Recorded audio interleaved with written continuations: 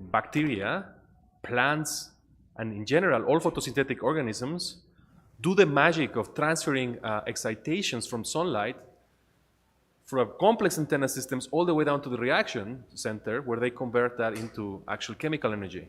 Professor Cogdell has thought about how those energy transfer pathways happen, but also has thought about what is the diversity between different species and how the species adapt in different niches. He has also made fantastic contributions to the structure of these complexes. He actually published some of the most important structures in this field. And besides that, I would say Professor Cogdell is a thought leader in all aspects. He advises our program. He's a very wise person, very kind, and he can give you a lot of advice about science in general as well. So I encourage people, during this symposium, we're going to have this idea that after the speaker is done, they will go outside, and you can hang out with them, ask them all these questions. Some of us are hiring people for graduate school or postdoc or something like that. So if you're interested in going to study with some of us in any capacity or do an exchange, this is the opportunity to talk to people. That's why they are here. They want to also tell you a little bit about themselves, and they want to tell you a little bit about their journey and try to talk to you about their science. So with that, I would like to pass the soccer ball to Professor Richard Cogdell. The floor is yours, Richard. So Alain, thank you very much for the kind introduction. And thank you for inviting me to come to the university here and talk to you. I must apologize straight away that I can't speak Spanish. So I have to speak to you in English, and I will try to speak slowly so you can understand what I'm doing. This is the university that I work at. It was founded in 1451. It's one of the 5 old universities in the United Kingdom. And this is the main old building on a hill. And actually, interestingly, this was a few years ago when in winter we still had snow. But because of climate change, we don't get snow anymore in the winter. It's quite dramatic how it's changed. Now, throughout my research career, I've been interested to understand how photosynthetic organisms can harvest solar energy, transfer that energy to a few specialized places called reaction centers, and they use that energy to essentially charge up the battery by separating charge in the reaction center, and that instigates all of the reactions that result in making ATP, fixing CO2, all of those things. In fact, this reaction is so important that all of animal life on the planet depends on these reactions working. If you think about it, that's where all of the energy into our biosphere comes from these primary reactions in photosynthesis. So they're very fundamental, very important that we try to understand them. Now, I'm a very simple person, so when I started to work on this, I started to work on purple, non-sulfur photosynthetic bacteria, anaerobic photosynthetic organisms that have a very simple pattern of photosynthesis. Unlike plants, they only have one type of reaction. Unlike plants, they're bacteria, and you can do all the molecular biology and molecular genetics in that system. They're easy to grow. They're gorgeous colors, orange, purple, green, red, so they're very nice to work with. I work typically in a biochemistry department where most people work with E. coli. And you see them carrying their cultures, and they look not colored, they look very boring, they're extremely smelly. People who work with me can walk along the corridor with a big bottle of beautiful purple bacteria. Everybody gets around and looks. And you feel really good about it because they're such beautiful organisms. Now, first of all, I should thank the whole group of people who work with me. Especially, I'd like to highlight Neil Isaacs, who's a protein crystallographer. And he joined us in Glasgow and helped solve this structure of a light harvesting complex, which was so important for us. And I'll go back and we'll talk a bit about how that happens. And then the people at the synchrotron will be collecting the data to solve the structure. Now, the purple bacteria are anaerobic, and they live in muddy ponds and streams below aerobic photosynthetic organisms. And therefore, the aerobic photosynthetic organisms are nearer the sun, so they get first go at absorbing the light energy. Their photosynthesis is based on chlorophyll, which absorbs in the blue and the red. So these guys down here have to try to make their living not competing with these ones. So they have pigments that absorb in the green, which are carotenoids. You all know carrots, the orange colour in carrots, an equivalent pigment to that. And they have a changed type of chlorophyll called bacteria chlorophyll. Chlorophyll stops absorbing at about 720 nanometers. Bacteria chlorophyll absorbs at 800 and longer nanometers. So they're able to harvest wavelengths of light which aren't pre-removed by these aerobic photosynthetic organisms. Now, bacteria chlorophyll absorbs further to the red than your eyes can see. So the color of these bacteria is dominated by the carotenoid molecules in the green region, and all the colors you're going to see come from that part of the spectrum.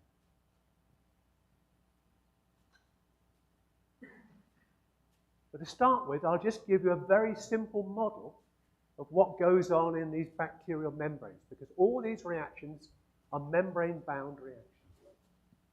Here's the reaction center. There are two types of light harvesting complex called LH2 and LH1. I'm going to concentrate to begin with on LH2. Light energy is absorbed by LH2, passed to LH1, transferred into the reaction center, where a charge separation occurs across this and powers a simple cyclic electron transport reaction, pumping protons, and those protons are used by the ATP synthase to make ATP. Now, when I started this work, we knew about this overall model, but we had no structural information at all. If at that time, when I started, which was about 1970, so probably before many of you were born, if you looked at structures, the only way you could determine the structure of a protein was by X-ray crystallography. And the only proteins you could work with were water-soluble proteins. So there were no structures of membrane proteins. So each of these was a black box. And now we have X-ray structures, high-resolution structures, for all these components. And it's been an amazing journey traveling through from having no information to having all the gory details where you can see all the atoms, where they are, all the pigments, and really understand all the molecular mechanisms in this process. And it's to show you how important that is. The structure of the reaction center, solved by Hartmut Mikkel and his group, Nobel Prize. Structure of the ATP synthase, solved by John Walker and his group, Nobel Prize. These are fundamentally important processes which have been worked out during the time when I was your age to being an old man like I am now. A really exciting travel to see that. So what I'm going to do is describe to you how we isolate and separate these complexes into LH2 complexes, LH1 with the reaction center in the middle. Describe how we determine their structures, describe those structures to you, and then I'm going to take you through and explain how they work. Now, I should say to you that I was trained as a biochemist. But in order to solve these problems, I've had to collaborate with a group of very scary people. Big physicists with lasers that can give you flashes right the way down to femtoseconds, 10 to the minus 15 seconds. theoreticians who can use quantum mechanical calculations to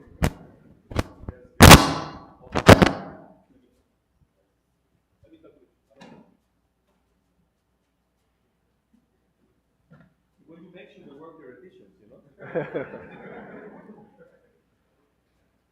And so it's been both scary and very exciting. And I think one of the things I wanted to say to you is that if you want to pursue a career in science, the important thing is not the techniques that you know per se, but the question that you want to ask. You make a career or you don't get a career by the quality of the question that you're asking. And you have to be brave enough and friendly enough to colleagues to persuade them to help you with the techniques that you don't have yourself or you'd never be able to use yourself to solve those problems. You live or you die by your collaborators. And I think that's really important as a message. One of the things that I've hated about COVID is that we couldn't travel, and the younger members of staff in my department couldn't go to meetings, couldn't make friends, couldn't generate collaborations. And that's really held them back. When I look back to me at that time, what I was doing was going to small meetings, finding people who could do exciting things that I'd like to use, becoming friends with them, and persuading them to allow me to go to their labs and do these experiments. And that really is a very important model for allowing you to do these questions. Very few important questions can be solved just by you in your lab with your skills. So the collaborations are very important.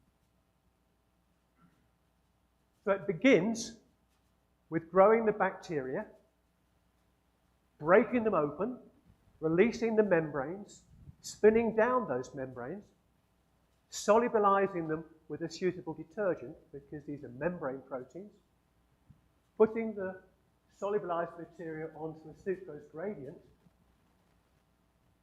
putting them on the centrifuge, go home, come back the next day, and there you have the reaction center LH1 complexes and the LH2 complexes. Small amount of material at the top represents that material which was denatured because it's a relatively harsh process solubilizing membrane proteins out of membranes. Now the nice thing about these pigment protein complexes is these pigments are non-covalently attached to those membrane proteins, and when they bind correctly, the absorption of those pigments is red-shifted. So if you do something bad to these complexes to denature them, that shift goes back to the blue, and the complexes go from these nice brown, orange colors to a dirty green color. You don't need a spectrophotometer, you just need an eye. So when people come to work with me, the first thing I ask them is, are you red-green colorblind?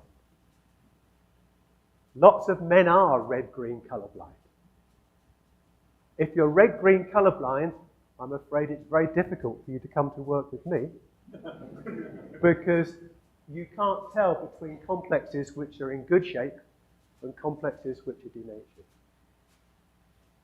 It's then relatively straightforward to isolate and further purify these complexes, and you can follow them all by eye because they're colored.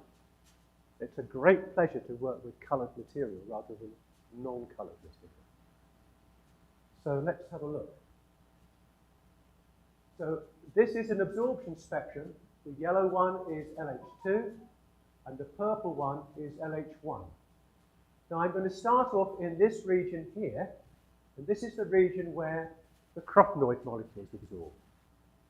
You can see that the two complexes bind different crofnoids, that they have slightly different absorption spectra that give them the different colors that you can see between these two bands, top and bottom there. Now your eye stops seeing at about this wavelength. So these wavelengths out here, where bacterial chlorophyll absorbs, your eye can't see. Now, bacteriochlorophyll, as a monomeric molecule in an organic solvent, absorbs at about 770 nanometers, which is about here. When these pigments are bound into those pigment protein complexes, they're redshifted, and you get these different, well-defined absorption bands. We'll come back to explain that in the structures. But functionally, that's really important, because it means if you excite at 800 nanometers, then energy naturally is transferred downhill from 800 to 850, and then naturally downhill from 850 to 875 in LH1, and then into the reaction center. And the small bands you can see here reflect the presence of the reaction center. So those pigment proteins shift that absorption spectrum and set up an energy gradient. And it means then that no matter where in the light harvesting apparatus the photon is absorbed, there's always an energy gradient taking it down to LH1 and into the reaction center.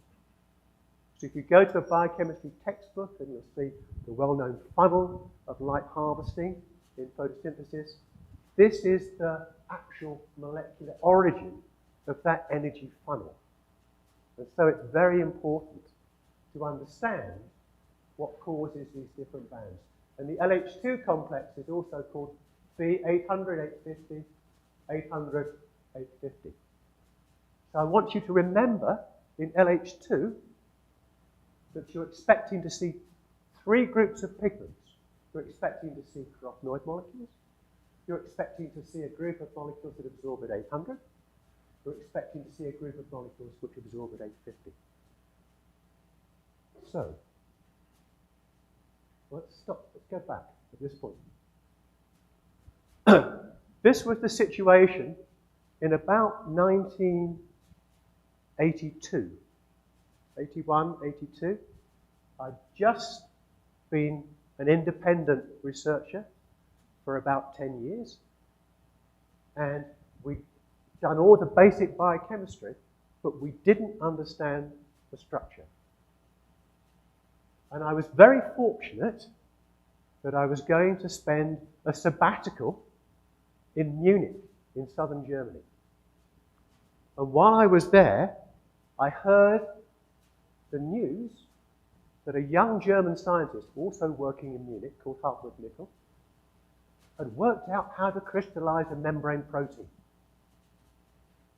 So I thought, I must meet that man, and I want him to show me how you crystallize membrane proteins.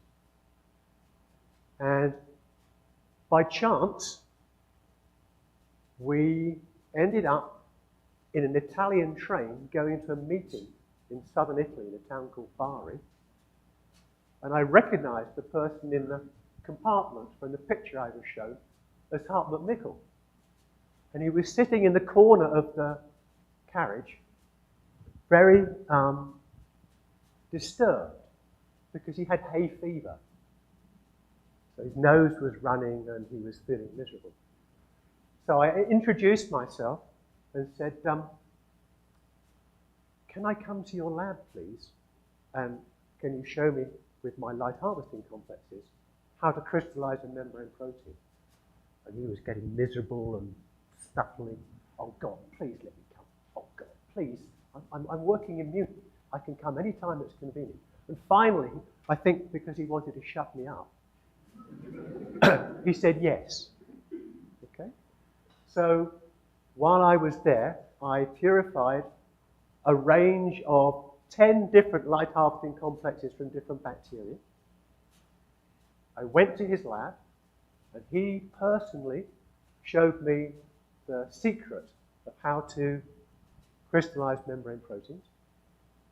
And one of the 10 produced crystals. Now, at that point, I have to tell you, I essentially knew nothing about X-ray crystallography, except what I was taught as an undergraduate. And I thought, going home, all I had to do was to take these crystals, find someone who had an X-ray beam, stick them in the X-ray beam, and I could determine the structure. The crystals were hopeless. They were fragile, they didn't diffract, and then we started a long program of work to try to get bigger, better, well-ordered crystals. And I should say at this time, although hafnium nickel had crystallized the reaction centers, there was no structure. So when this work started, there were no structures of membrane proteins. And it took me 12 years to get these crystals to the form where we could actually solve the structure. And at the time that it was solved, it was only the third membrane protein ever to have its structure determined by X-ray crystallography. So it's extremely exciting. You can imagine struggling for 12, 13 years, and then suddenly, bang, it happens. It's the most amazing experience. So what's it look like? Well, here it is. This is looking down on the top of the structure as if you were looking down on the surface of the membrane. There are two types of apoprotein, alpha and beta. They're very hydrophobic, very short, only about 55 amino acids long, and they form two concentric rings, almost like a cylinder, in which all the pigments are chelated in between those two walls of helices. It's not a pore in the membrane that's filled with lipid, but of course in the crystal it's just space. And what I'm going to do is to walk you through this structure and show you all the different pigments, how they're organized, and then we'll see how the whole thing works. So this is looking sideways, as if you were in the plane of the membrane. You can see these transmembrane helices. You can see one ring of blue chlorophylls, one ring of purple chlorophylls, and one of the crochenite molecules in orange. So we're going to walk through the structure and see how those pigments are organized. So this is one of those blue pigments. It's essentially a monomeric chlorophyll molecule. In its electron density, the central magnesium atom is actually complex to the extension of the N-terminal amino acid. Turns out this is a carboxyl form, methionine in there in the thing. It was wrongly assigned in the first structure as being N-formylmethionine, but actually it's a carboxyl group. You see the same thing in proteins like hemoglobin. And if we come out in, you can see now that there are 9 of these, because this is a non-americ ring. Each alpha-beta pair finds one of these chlorophyll molecules. They lie flat within the plane of the membrane.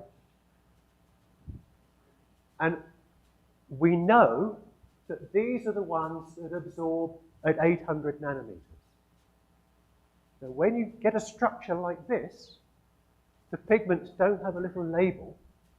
You can't look in the structure and find a label that says, I absorb at 800. You just see the molecule. But by a classical biochemical technique of extraction and reconstitution, we showed that you could take these 800 chlorophyll molecules out, and you would lose the 800 absorption band. You could add them back and get back the 800 absorption. So we know exactly that these are the ones that absorb at 800. And they're separated center to center by about 21 angstroms. Then if you go down, you find another group of chlorophyll molecules. You can see 3 of them here. 2 for alpha-beta pair. They're closely interacting, and their magnesium ions are complex with histidine residues. One coming from alpha and one coming from beta. And again, if you go out in resolution, you can see 1 to alpha, 1 to beta, 1 to alpha, 1 to beta. And there are 9 pairs, 18 of these chlorophyll molecules, almost like the blades of a turbine in the structure. And these are the ones that absorb at 850. And I will explain to you how we know that, and it's been theoretically shown to be the correct interpretation. Now, what you're interested in, if you're interested in light harvesting, is energy transfer. Not electron transfer, but energy transfer. And what's important in energy transfer? It's the distance between the pigment molecules that are involved.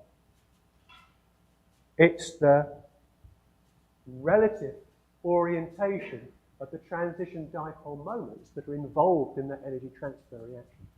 And in the bacteriochlorine ring, there are two important transition dipole moments, the so-called QY transition, which is the redmost absorption band, the lowest energy form, and the QX transition, which is the higher energy absorption at about 600 nanometers.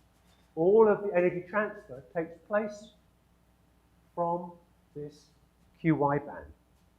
So if you excite chlorophyll in the blue, or you excite it at 600, or you excite out in the near infrared, very quickly all the energy ends up in the QY transition. All the subsequent energy transfer takes place from that QY transition. So let's have a look at the structure and see what happens from there. And you can see, here are the 800 chlorophylls, here are the 850 chlorophylls. There's the distances between the different pigment groups. Here are the transition dipole moments. When we first saw that structure, it looked like it wasn't favorable having the 800 rings orthogonal to the 850 rings. Because if you have two pigments like that, the probability of energy transfer is low compared with their parallel. But actually, if you look at the structure and you look at the distribution of the transition dipole moments, the QY transition dipole moment here and here are roughly parallel. So even though the rings are orthogonal, the relative orientation of those transition dipole moments is favorable for energy transfer. Now, what happens? If you excite at 800 nanometers with a short flash of light, let's say 200 femtoseconds, 200 times 10 to the minus 12 seconds, a short period of time. Zap it at 800, it takes 0.9 picoseconds for the energy to hop from 800 down into 850. It's essentially everything is set up, zap, and the energy goes. And what's amazing about this system is if you take these complexes and you freeze them down to liquid helium temperatures, 4 degrees Kelvin, then that reaction only slows down by a factor of 2. It only slows down because the absorption spectra sharpen, and therefore the spectral overlap between those two pigments is slightly reduced. So this really is a solid state reaction. There's no molecular motion required for that reaction to take place. It's an amazing thing.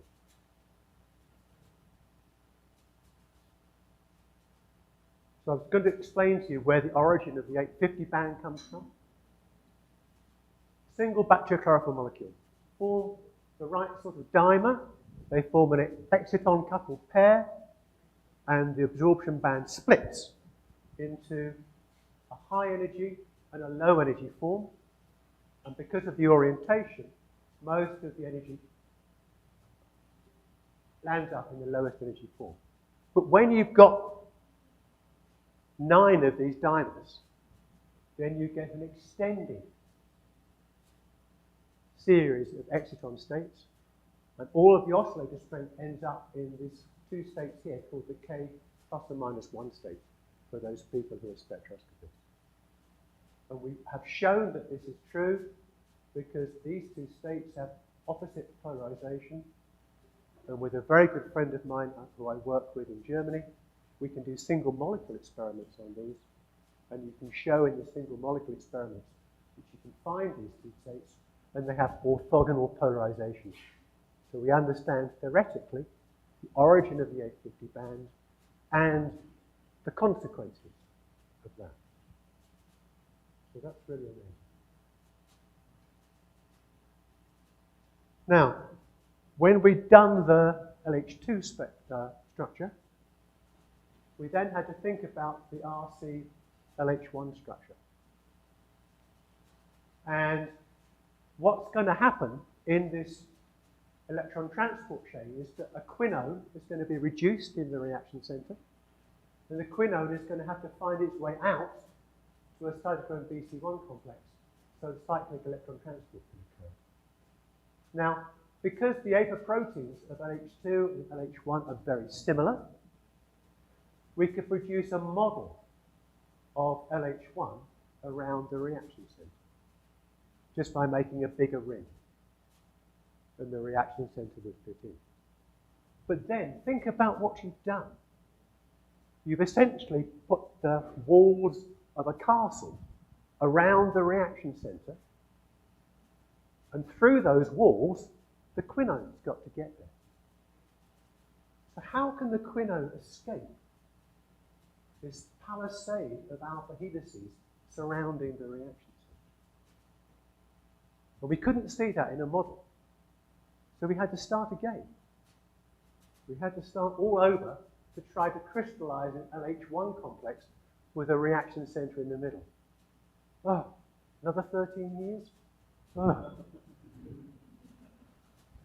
And we've been trying to do this for about 2 or 3 years. And I'll tell you a story about how sometimes you need good luck.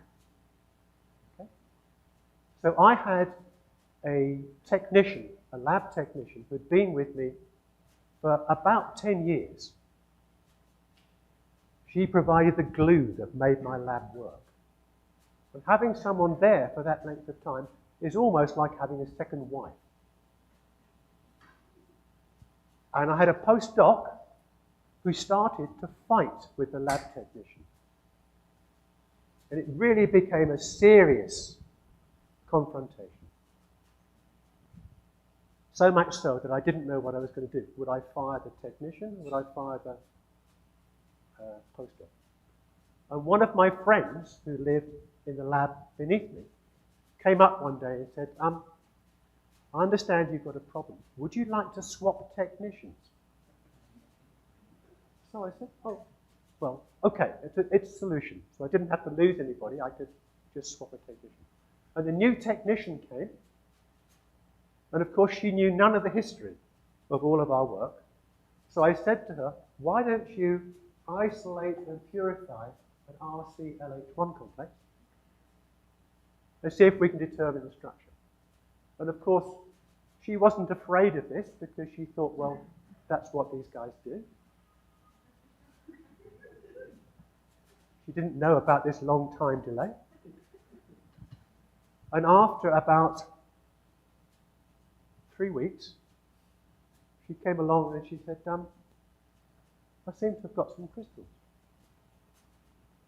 And they were good enough to get a low resolution structure of this complex. Now it's a relatively low resolution structure, and I'll show you it, but you must be aware of the problems with a low resolution structure. So the information is not as good as it was with the high resolution LH2 structure. But you can see the basic properties of what's going on. So this is the LH1 ring. You can see the helices. You can see the pigments that give rise to the H75. The reaction center structure is known, so we could put in the correct reaction center structure. And what we find is that there's a gap in that ring, and a protein which we call W, which is different from these alpha beta ones, that introduced a gap in that ring exactly where the quinone that's going to leave from the reaction center is going to be reduced and released. And so the actual structure shows you that the ring has a hole in it through which that quinone can swim out into the membrane to connect with the cyclic electron transport. Now, the positioning of these rings, the pigments, is slightly indeterminate at this resolution. Now, since then, there's been a revolution in crystallography of especially membrane proteins. I don't know whether many of you have heard of single particle cryo-EM as a way to determine protein structure. The Nobel Prize was given for this to Richard Henderson and another group of people about 4 or 5 years ago. So it's possible now not to have to struggle to make good crystals, but just have a friend who's got one of these nice cryo-EM machines. And you can solve these structures now disgracefully quickly. So 2 years ago, someone I'd known since he was a PhD student phoned me up before Christmas in December and said, have you got any structures you'd like me to determine for you? I said, what do you mean? He said, well, I'm now working for Thermo Fisher, who's a company in the UK that makes cryo-EM machines. It makes the detectors and all the technology for it. And because he works for them, he gets free time on this very expensive machine. Each month he gets so many days of time.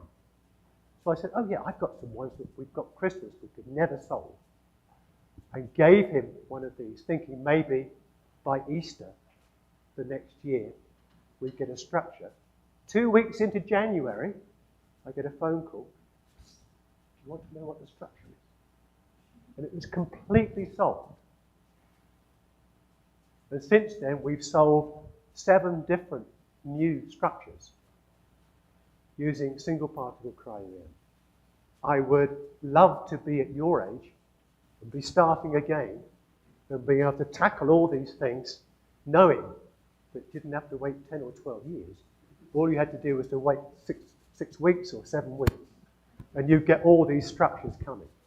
So if you do get a chance, if you're interested in determining protein structure, typically of proteins with higher molecular weight of about 100,000, single particle cryo now is absolutely amazing. It's like someone has opened a window and I can see clearly for the first time. It's absolutely wonderful. Anyway, so now there are good structures of this guy, and everything that we predicted here is correct. It's just more accurately determined now than it would have been at this resolution, which is relatively low. So it's possible now to produce a model of the photosynthetic unit in these bacteria. So here's the LH1 with the reaction center. Here are the LH2 complexes. And when we did this, I thought, it looks beautiful, but it can't be true. But actually now, people have used atomic force microscopy on these membranes and mapped out these complexes. And this model that we created in the computer is actually what they see in the intact membrane. So it's amazing to see it all come back together again and to see how it works. And you can do the time-resolved experiments on these intact membranes. And all of the individual energy transfer steps that you can see, 800 to 800, 800 to 850, 850, LH2 to LH1, LH1 into the reaction center, are all now perfectly time resolved.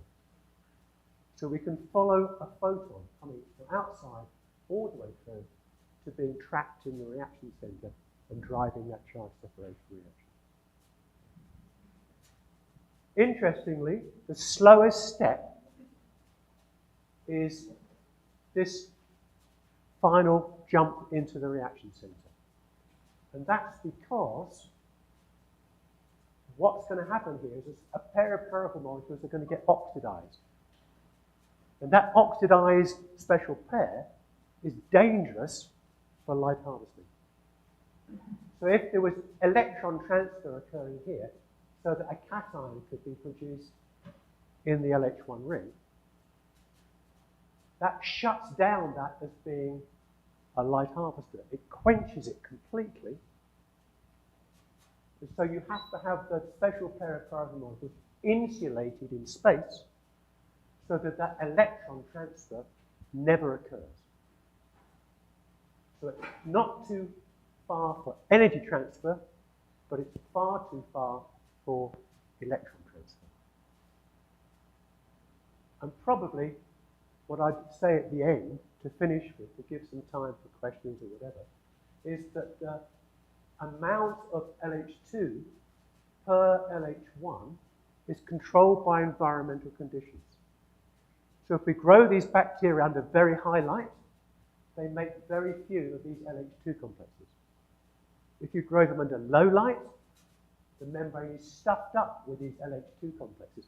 So they adjust their light harvesting capacity depending on how much light is going in. And some species even change the type of LH2 depending on the light intensity, because they can make ones that work better at low light rather than ones that work better at high light. And so these bacteria are incredibly flexible. And that gives them a way of playing very nice games and competing with other bacteria in their environment so that they survive and other ones don't. I had more stuff, but I think it's a good point to stop now. But I hope I've given you a picture of how this whole system works.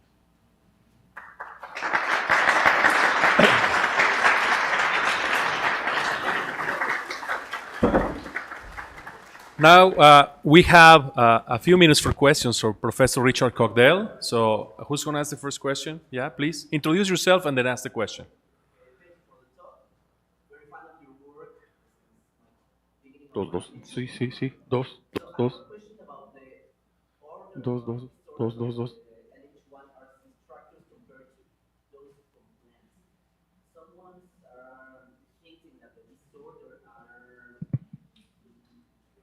coupled to the time of the energy rate or the energy transfer rate. So what do you think about it? Because I see that it's very hard to transfer energy from the LH1 RC. Right. Because time is faster than plants. Structurally, the plant system is quite different. Sure, Tian. Can you be my And it's also very difficult in plants because the chlorophyll molecules all spectrally overlap. So unlike here, where we know what we're exciting and what we measure, in plants, if you do the same experiment, you get changes, but then you have to model those changes. And whether those models are correct or incorrect is still a matter of huge debate. So you have to be quite careful when you're reading those papers about plants and cyanobacteria to really say, are their conclusions correct? Or is there a different model that explains these differences? So I think what you're saying is it may be true, but more work needs to be done to actually Oh, sorry. do that. But a nice question, thank you. More questions for Professor Cogdell? Don't be shy. It's very scary to ask questions in a big room, especially in a foreign language. Joaquin. Thank you very much for your talk. I'm also a big fan of your work. Now that we can determine the structures of all these membrane proteins, what do you think is the next step in the field of structural research? Because it would seem that now that we can map the entire structure of these proteins, it's all a matter of now doing the calculations or actually put them to work. Absolutely. So if I can take a step before that, there are now some AI programs that allow you to predict structure of proteins. And at the moment, they're not working for membrane proteins because of other constraints, and there's not enough material to train those programs to do this. But what you're saying is correct. The biggest problem in structural biology of membrane proteins is that very many membrane proteins are only fleetingly abundant. And we don't have good methods for overexpressing membrane proteins. So the bottleneck has moved from not being able to get structures to not being able to get the proteins that you want to work with. And also, there's a bottleneck too in a lot of membrane proteins. Their function involves conformational changes. The classic example is the G protein coupled receptors, for example. And it's a challenge to get them on the EM grid in enough of those different conformations that you can make a movie to see how those conformational changes then change the structure and affect the function.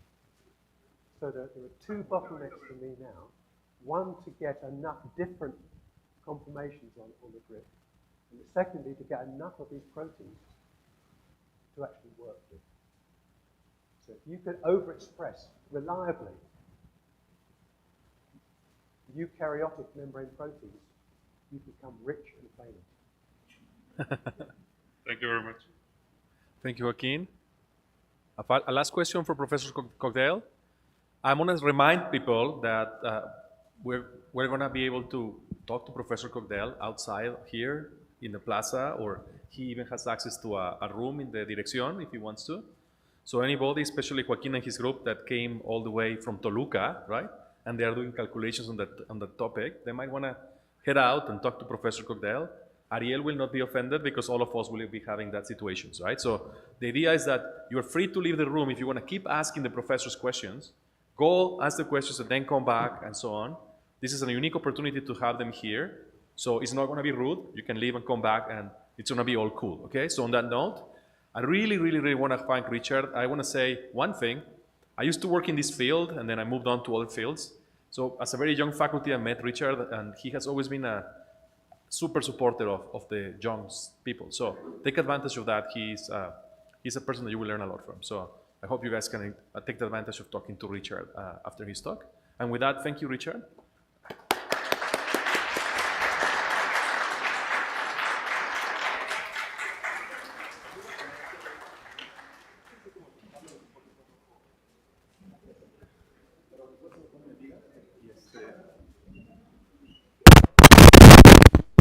Okay, so while she is being wired, it's an honor to introduce Ariel first, who is also a member of our CIFAR program. Ariel is currently a professor at the MIT Chemical Engineering Department. Ariel started her undergraduate at the University of Chicago, and then he did graduate school with Jackie Barton at Caltech. Okay, we're having a big flow of students. Maybe they're going to classes and so on. So I'm going to wait a little bit so people are like diffusing in and out.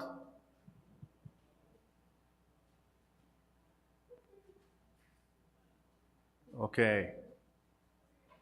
Well, thank you for those brave ones that are staying to listen to Ariel. You're in for a treat. So Ariel did her undergrad at Chicago, then her graduate studies at Caltech with Jackie Barton. And then she did a postdoc at Berkeley with Matt Francis, right? So this is a set of researchers and groups that allowed her to actually start her career, trying to understand, I would say, the interface between energy and biology. She will tell you a lot about how we can solve energy problems using biological systems. I think, and by the way, these are the most important awards. I would like to say that the most important award she has gotten, because the one that I have the most value of myself, is the Undergraduate Mentoring Award at MIT. That basically means she's a great mentor for students. So if you want to get a PhD with her, or want to go visit her lab, or whatever, this is going to be a great opportunity because she won the best mentor at MIT, Okay, just think about that. Of all the large campus, she won the Best Mentor Award. Okay? And of course, she also got some awards for her academic work, like the 3M Non-Tenure Faculty Award and the Marion Milligan Mason Award from the American Association of Advancement of Science. So on that note, Ariel, are you able to open your presentation or not yet? No problem. So what Ariel is setting up, let's wait. If there is any questions or anything about this symposium or something, let us know.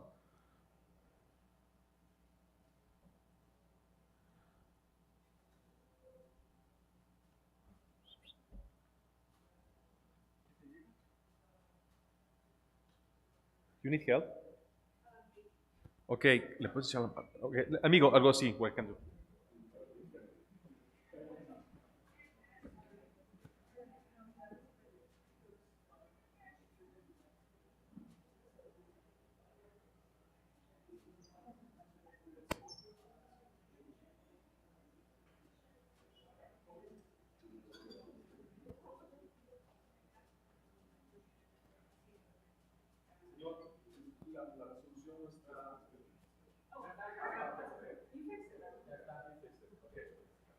Okay, so Ariel, the stage is yours. Thank you. Can everybody hear me? Okay, perfect. So today I'm going to tell you about using the tools that Victor talked about and all of the work that he's done and how we can take inspiration from that to develop new technologies for sustainability.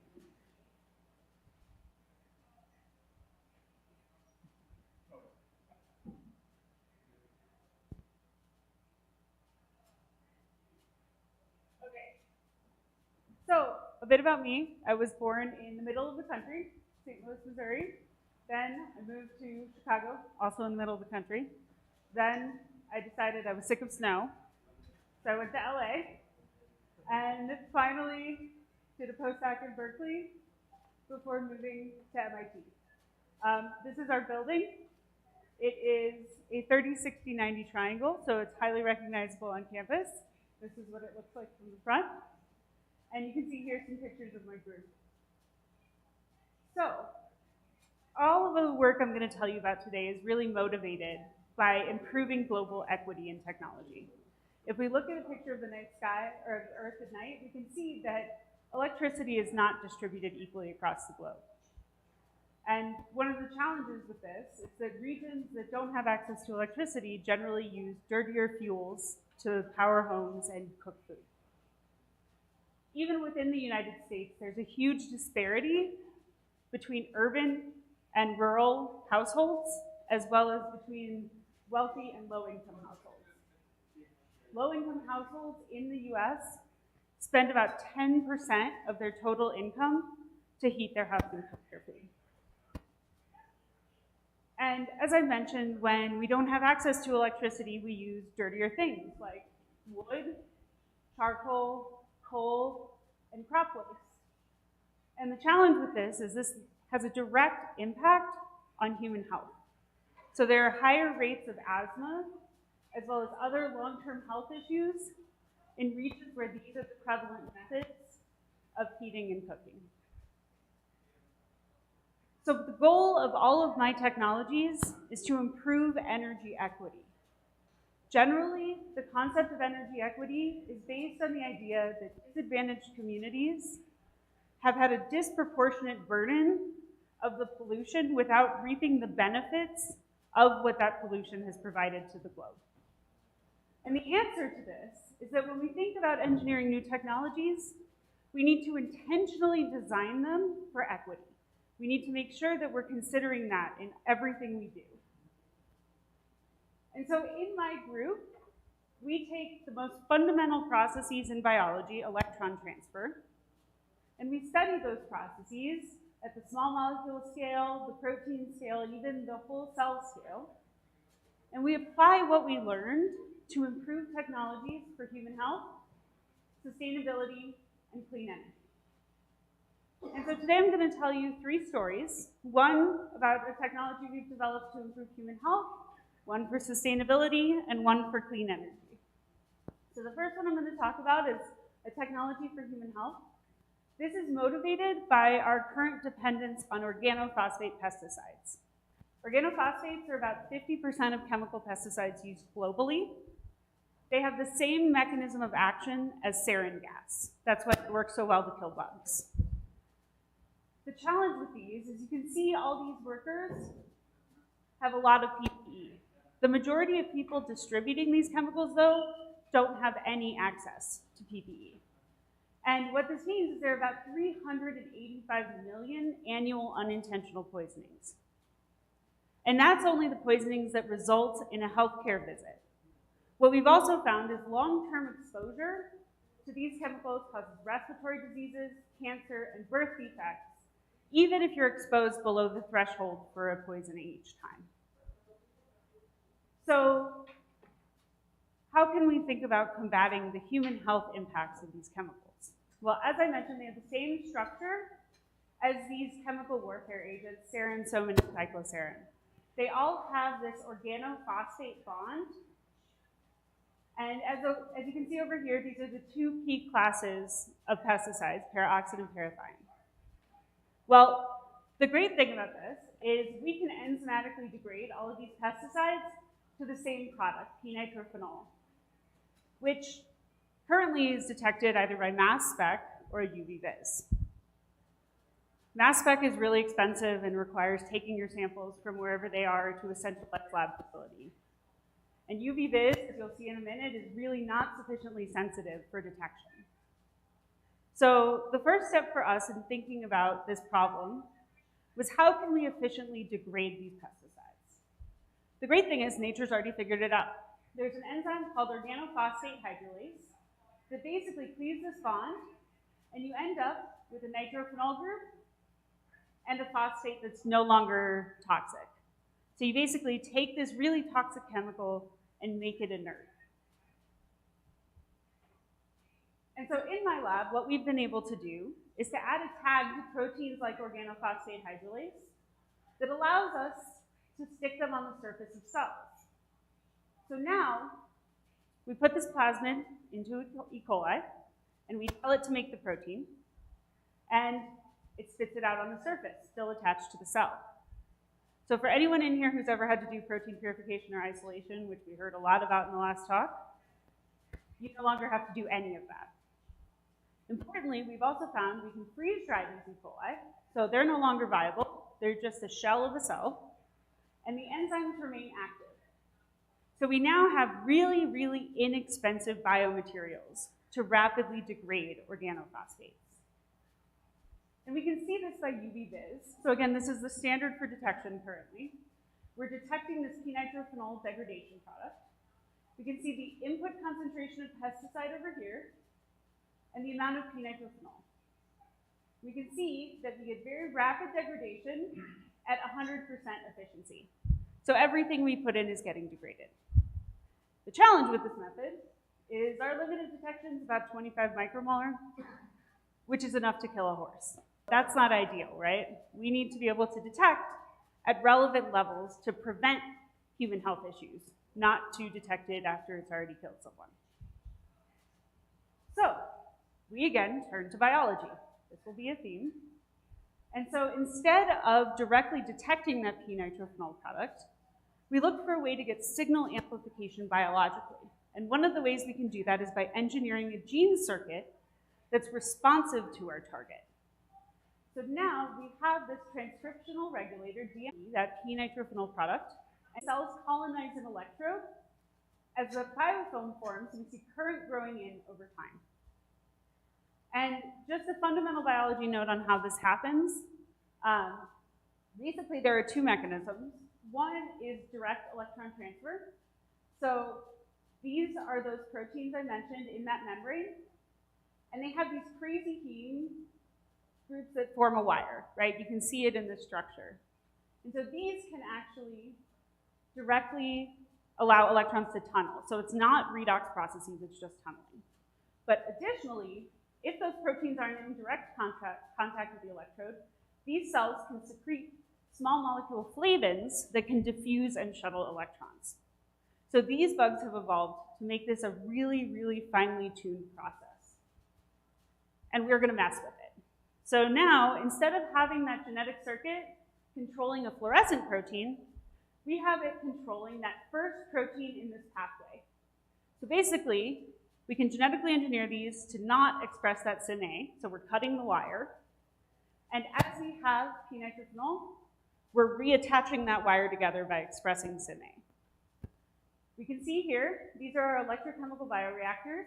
These are jelly jars that we buy at the store for $1 or $2, a carbon cloth electrode that costs us pennies, a house-made reference, and a counter electrode.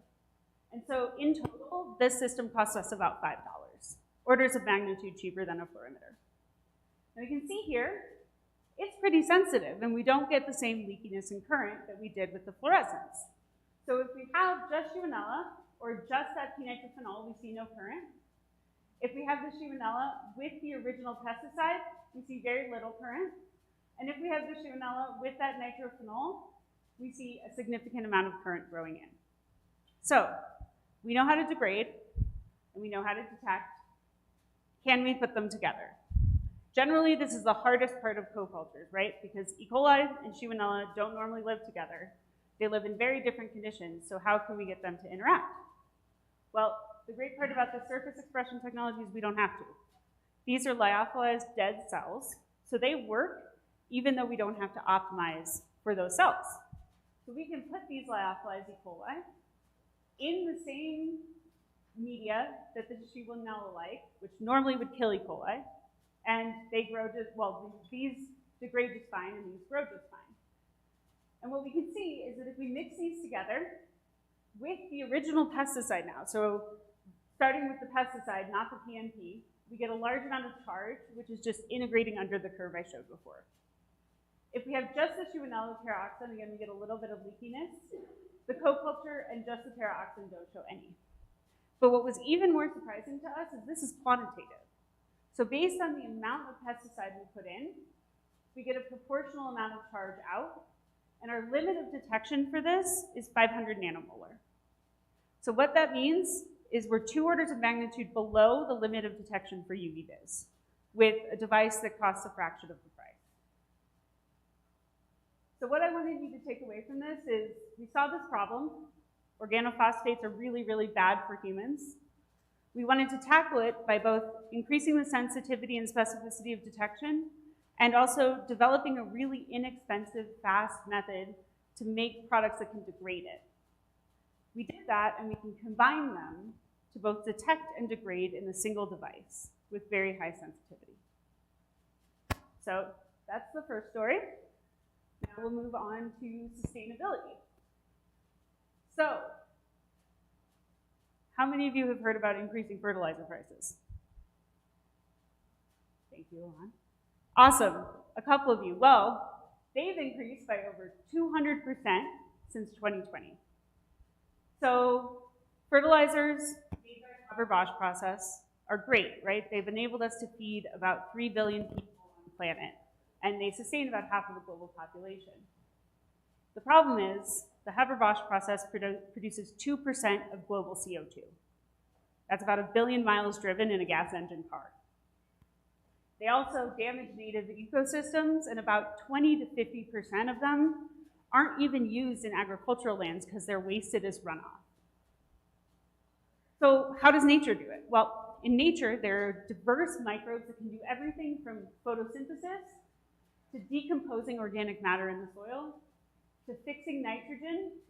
And even in us, we are actually more microbe than human. We have more microbes in and on us than we do mammalian cells, by about a couple orders of magnitude. So microbes are pretty much essential for all life on Earth. We like to think of them in my lab as tiny little chemical factories that have had 4 billion years of evolution to get finely tuned to do whatever their main goal is. So, microbial fertilizers. Why aren't we growing these microbes in the lab and delivering them to the field? This would allow us to increase soil nutrients, improve crop stress tolerance, and improve crop growth because these are what crops are naturally used to interacting with. Well, microbes must be alive to work, right? So as scientists and engineers, we know how to isolate microbes from different environments and study them. We can ferment them at large scale. But to actually formulate them for transportation and then store them so that they stay alive, we haven't figured that out yet, especially with these delicate strains that are found in soil. So in my group, we developed a self-assembling coating that we can form on microbes that protects them from all of these processing, storage, and transportation stressors. So we basically solved this pain point in the current process. How did we do it? Well, we're going to talk about a couple different microbes today. Bacteroides theta-iodomicron, or B theta. This is a microbe that's naturally found in our gut. People have wanted to use it as a treatment for things like colon cancer. The problem is it's anaerobic and very delicate. That means it doesn't like oxygen. So it's very difficult to manufacture and can't be produced dried. So how many of you take probiotics? A couple of you. So you get that pill, right, that's full of dried microbes. We can't do that right now. Right now, the only way they can grow this is in a 4-liter flask in a lab. So not very efficient to actually allow people to take it for medication, right? B subtilis is a spore former. So naturally, it forms these really protective spore coats. It's used in both agriculture and in human health. So why do we care about something that's already protected by a natural spore coat? Well, the problem is if you take this as a probiotic, it is going to go straight through your gut in spore form. So not really doing any good, right? So we wanted to protect it in the vegetative state, which is basically when it's active. So can we get this delivered without requiring it to be in spore form? And then finally, P. chloratus is a nitrogen fixer. This is really critical because this is what effectively is a microbial fertilizer. This makes ammonia in the soil. The problem is it's really temperature sensitive and delicate, so the only people that can use this right now are people that can afford to have large fermenters on site in their farms, and so that really limits the use of these. Okay, so what's our coating? It's really simple. It's called metal phenolic network. You take pretty much any cation you want, polyphenol, and it self-assembles into these two-dimensional networks. The types of polyphenols we use are things like gallic acid, EGCG, so EGCG is green tea extract, and tannic acid, which is tannins in things like coffee and tea. So these are all already generally recognized as safe by the FDA. So how do they form? Like that. So all of the work I'm going to show you for this project was done by freshmen and sophomore undergrads in our group, because this is how easy they are to form. And importantly, based on the cation we use and the polyphenol we use, we can tune them to protect against different stressors. So the other really great thing, and the reason why the undergrads in my group really like working on this project, is you can tell that these form because you get this really nice ligand-to-metal charge transfer band once those cations chelate to the polyphenol. And what this shows up as are these really pretty colored compounds. So you can immediately see that color change like you did in that Eppendorf tube as these chelate. We can also image these and see that they form a uniformly distributed coating on cells.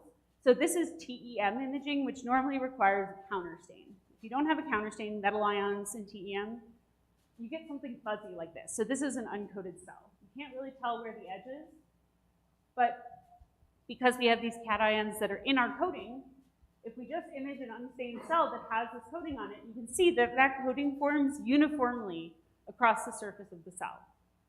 So we know we can form these coatings really easily and quickly, and that they form uniformly.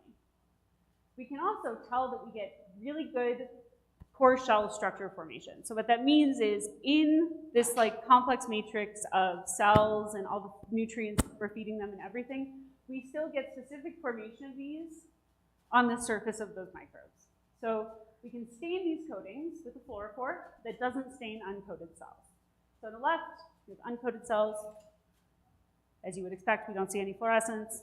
On the right, you can see our coated cells, and we see that all these cells have this contiguous coating on them. So I hope what I've convinced you so far is that we can form these coatings. but can we keep cells alive once they're coated? What we found initially is if we just grow the cells and coat them, they don't impact viability. That's great, right? That's the first step. So this is live dead staining. This is live. This is dead. This is overlap. On the top are uncoated cells, and on the bottom are coated cells. And in both cases, we get about 97% survival.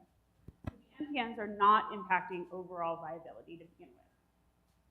But could they protect against stressors that normally uncoated cells can't survive? So the ones we cared about were lyophilization, fancy word for freeze drying. That's a key formulation step in actually enabling microbial distribution. Oxygen exposure, so those anaerobes, can we leave them in oxygen and have them survive? Heat and humidity, and these are for those P. chloroaphis that are nitrogen fixers that normally don't grow at high temperatures. So, lyophilization. This is again just a live cell stain. These two images have the same number of cells. But we can see the uncoated cells, most of them don't survive this freeze drying process, while the coated ones do. And this image is of E. coli, which are pretty hardy. So these aren't even delicate microbes, and we lose orders of magnitude of viability. Additionally, we can freeze dry those B theta, those anaerobes, and store them under oxygen when they're freeze dried, and we see recovery of the coated cells. So this is just looking at growth of cells by OD600, while the uncoated cells, we see no growth. So we are basically on-off for protection here. The uncoated cells are all dead, our coated cells survive. Importantly though, what we found, and as I mentioned before, is that not all coatings work the same. So on the left here, we're varying the polyphenol, tannic acid, gallic acid, and EGCG. And on the right, we're varying that metal ion. We can also vary the buffer we use to freeze dry. And what we see is that each of these significantly impacts how many cells survive, right? There are certain coatings that work much better, and we found that it's very cell dependent. And this is especially kind of exacerbated under really extreme conditions. So now we're looking at those P. chloroaphis. Those are those nitrogen fixers that are temperature sensitive. So we started out this study, and basically P. chloroaphis generally can't grow above 25 degrees Celsius. That's about room temperature. We see some growing, but this is pretty low viability. And what we found, which really excited us, is our first result was we could actually see these coated cells growing at 35 degrees Celsius, right? That's a significant temperature increase and would make these much easier to store. So we wanted to push this a little because we weren't seeing anything at 40 degrees. And what we found is by further optimizing the coating, you don't really need to look here, these are all just different coatings. We can store these cells at 50 degrees Celsius and 48% humidity for up to a week. And we can see that that only works with our coated cells. The uncoated cells are here and here, and we basically get none that survive at all. So we can now store cells that are the temperatures in storage sheds in places like Brazil and India that currently can't even store fertilizer because of explosion risks. So we've now made fertilizer accessible to regions where it's currently not. And even more importantly, we've actually shown that our coated products produce better germination in seeds than our uncoated cells. So here we just have a picture. These are sprout seeds, and these are bok choy, so both leafy greens. And we just looked at germination rates. And after 10 days, we can see that both bok choy and sprouts have about 4 times more germination than just the water. So these were seeds that were just planted with water. And about 1.5 times the amount of germination as if we just add those fresh nitrogen fixers. So our coated cells that were stored at 50 degrees Celsius and 48% humidity improved germination even over what people are using now. And so what we've shown is that by just forming this really simple and quick coating on these really important cells that we can't manufacture right now, we can protect them from lyophilization, oxygen exposure, as well as heat and humidity. And So we're trying to see basically how we can expand this. We're also looking for collaborators in AI to take our data and enable us to predict which coatings will work for which cells. So, do I have time for this? Yes. Last story. Yeah, we're good. Yeah. Oh, perfect. So the last story I'm going to talk about is some clean energy applications. So this work was done by a postdoc in my group, Dr. Gong Fan, who's excellent. Okay. So when we think about carbon dioxide, we all know it's a greenhouse gas. It's bad for the environment, right? But it's in very high abundance and could be a really powerful one-carbon feedstock. We can see here that as an engineer, not a chemist, we think about just adding electrons to this and creating all these products. It's obviously a lot more complicated than that. But what we can see here are the commodity chemical prices of some of these products. And what that means is we could, in theory, both remediate CO2 from the environment and also generate profitable products if we can do this process efficiently. So one way lots of people like to think about this, and you'll be hearing more about this, I think, from Chibueze later, is if we can do this process electrochemically, then we can take things like renewable energy as an input, carbon dioxide and water as inputs, and make things for sectors especially that are tough to decarbonize. So if we think about things like jet fuel and polymers, a lot of those industries are going to be later to decarbonize, so we still need to supply them with fuels. The problem is we want to do it in a clean way, right? But if we can make these fuels from CO2 and water and renewable energy, then we basically can circularize the carbon economy. We can then take the CO2 that's produced in these systems and recycle it. And that's fantastic. The problem is, this is a really hard process to do, right? It takes a lot of energy to convert CO2 into anything else.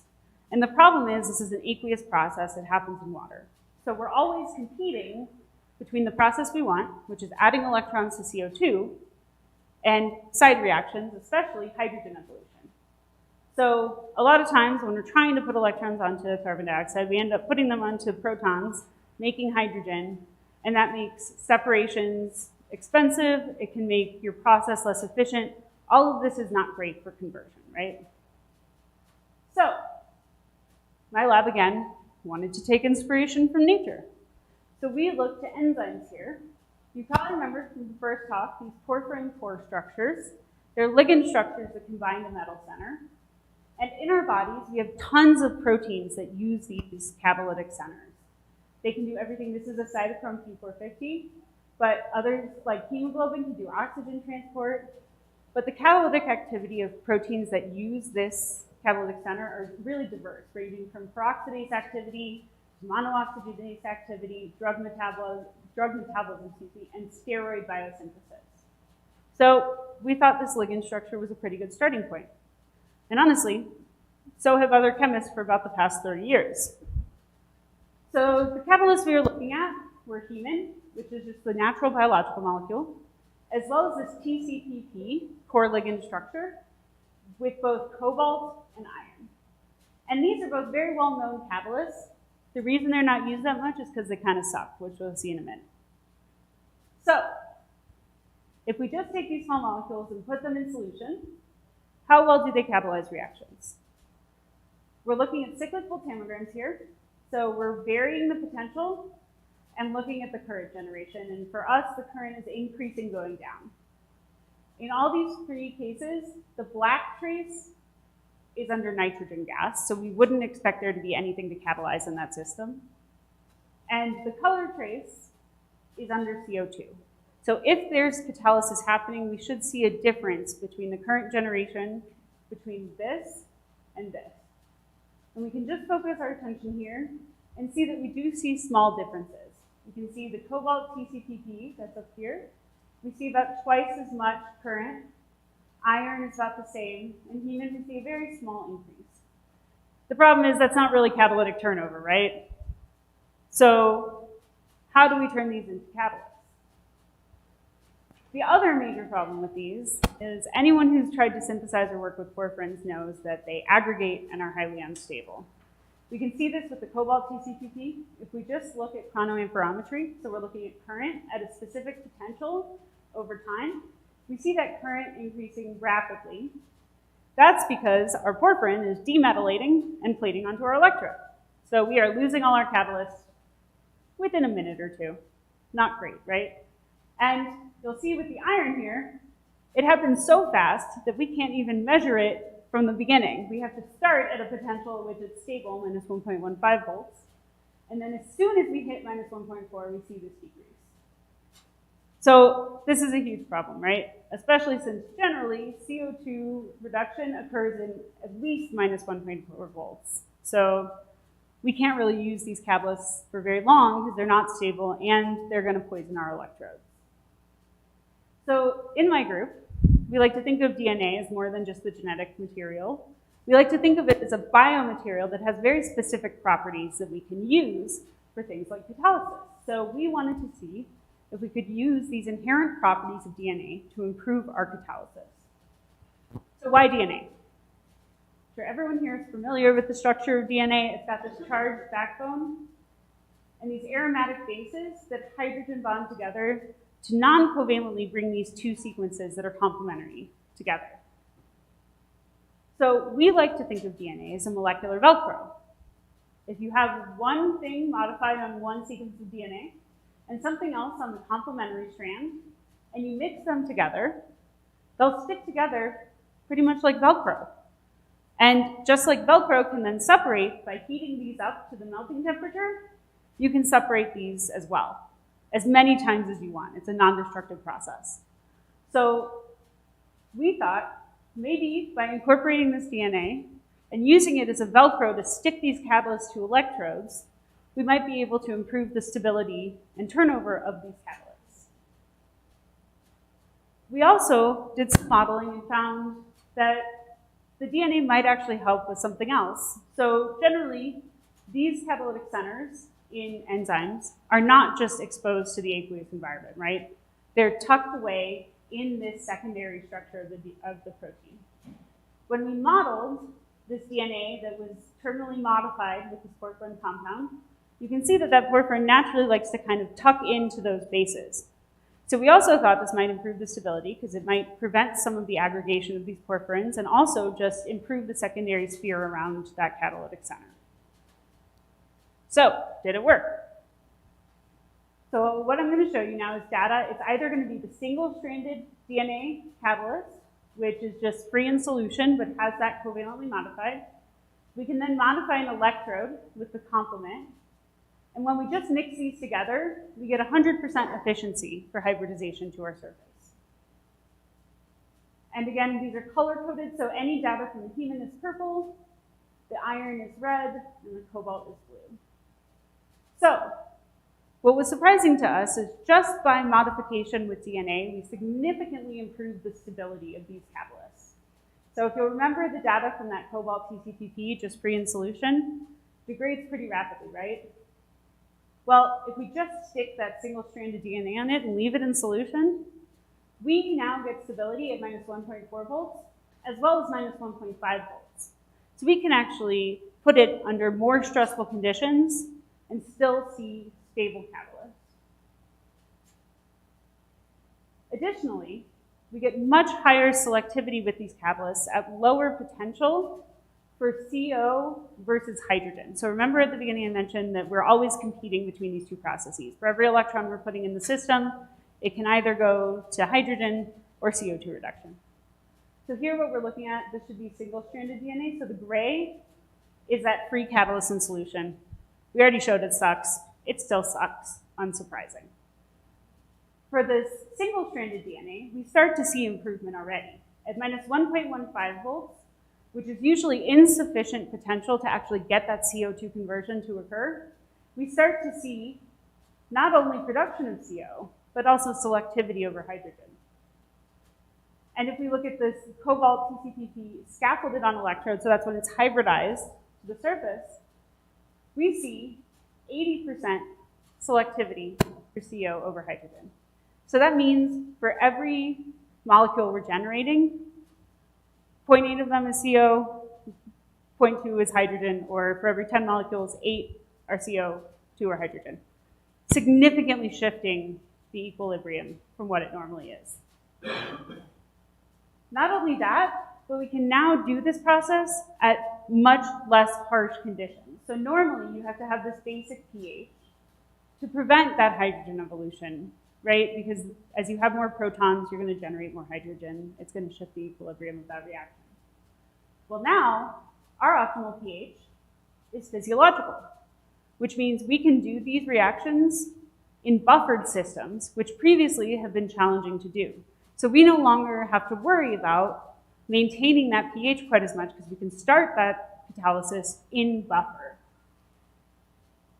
And finally, and most impressively, our Faradaic efficiency, we can get as high as 80% for CO2 formation, or CO formation, excuse me, and when we combine that with the hydrogen, we get 100% Faradaic efficiency, which means for every electron going into our system, we're getting a chemical transformation.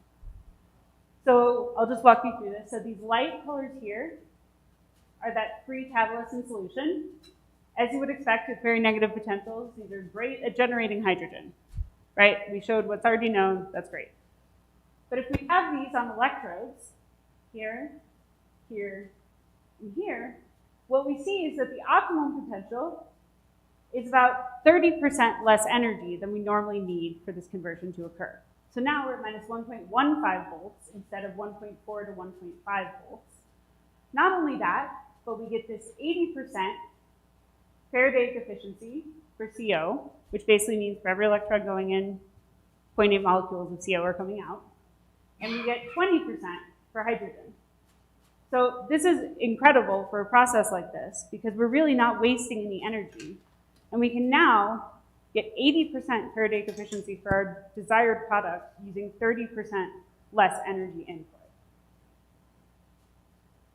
And so what we've been able to do simply by adding this small biomolecule is improving the stability of our catalyst. Just to remind everyone, this is just current over time. You can see as we move to scaffolding on the surface, we get increasing stability.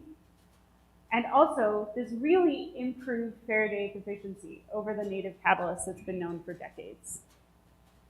And so I hope what you've gathered from the overall talk, and especially this last story, is that just by taking inspiration from nature and thinking about these natural processes and how we can apply them to engineered systems enables us to significantly improve features of systems that we couldn't before.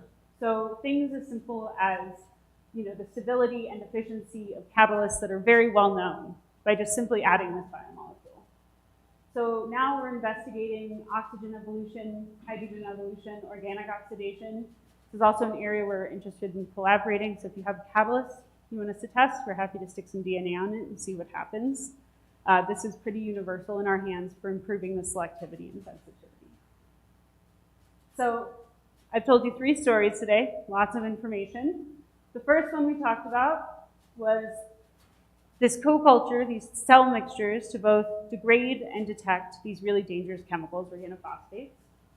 Then we talked about the self-assembling coating we can use to protect microbes during processing and distribution. And then finally, we talked about how we can use this biomolecule DNA to improve sensitivity and specificity of catalysis as well as the stability of those catalysts.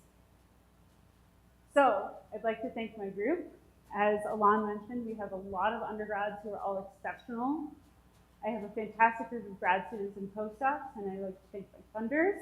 And this is what it looks like in Boston in the summer. It does not look like that right now. And I am happy to take any questions.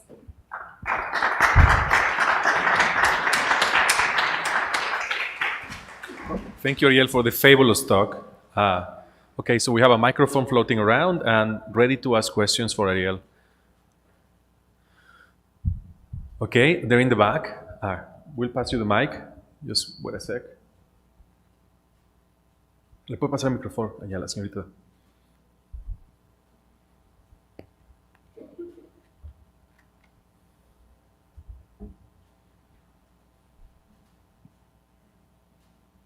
Thank you very much for your presentation. It was very interesting. I am Dulce Arias from Institute for Renewable Energies. And I find very interesting combining materials engineering with biological things. And especially in the topic of bioremediation, I would like to know if you test already in situ, or in general, about the scalability of these systems to be testing. Yeah, so stability was the question? Yes, scalability. Yeah, so stability of these before they're deployed is infinite. We've had them in the freezer for about 4 years now, and we pull them out and they work. We've had them on the bench top for about 2 years, and they still work. These last in solution, especially the organophosphate hydrolase cells, for days. We really don't see within the time scale of degradation that they stop working. I will also say, just in general, as a generalizable method, we've stuck other proteins on the surface of cells, including ones for plastic degradation, organic contaminant degradation, and nuclear remediation, and we basically see equivalent stability. The great thing about this method is you don't have the competition between the cell's metabolic activity, so everything is just at the enzymes, and you also don't have to worry about toxicity of what you're degrading because the cells aren't alive. Okay, thank you very much, and thank you for your presentation.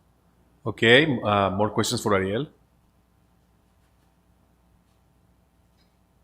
Okay, here comes one. Yeah. Hi, I want to ask you how willing is people to accept this technology? Is it very challenging? That is to a change? great, yes, so that is a great question. We've talked to a lot of people, especially about the second technology. What we found is farmers really don't like new stuff. The good thing is, this technology per acre is about $40. Current fertilizers are between $200 and $250 an acre, depending on the crop. So I think buy-in will continue to come as fertilizer prices continue to increase, likely, to the point where it's just not economically sustainable for farmers to use them.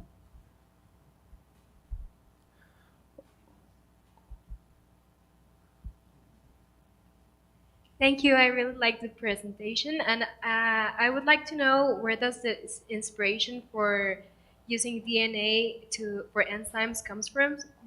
Because I understand that all these projects are inspired in natural processes, but I had never heard about the use of DNA, especially in enzymes. So I would like to know, where does the idea come from? Yeah, that's a great question. So I actually did my PhD in a chemistry department doing very fundamental work, looking at how those DNA bases stack and their ability to actually conduct current. So people have shown that short pieces of DNA, those pi stack bases, can actually conduct. And so that was kind of our inspiration, is just me spending 5 years of my PhD staring at this molecule, trying to figure out how electrons interact with it. And so we thought, we have these electrocatalysts. We think at least some of the rate limitation is getting the electrons to the catalyst. So can we use this to be more efficient? Thank you very much.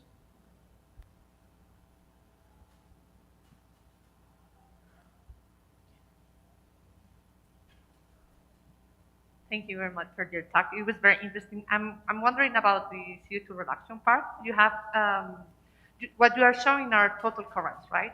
But I was wondering if you see differences in intrinsic activity, because I would imagine that the amount of active sites that you have immobilized on the electrode are way less than those you have in solution.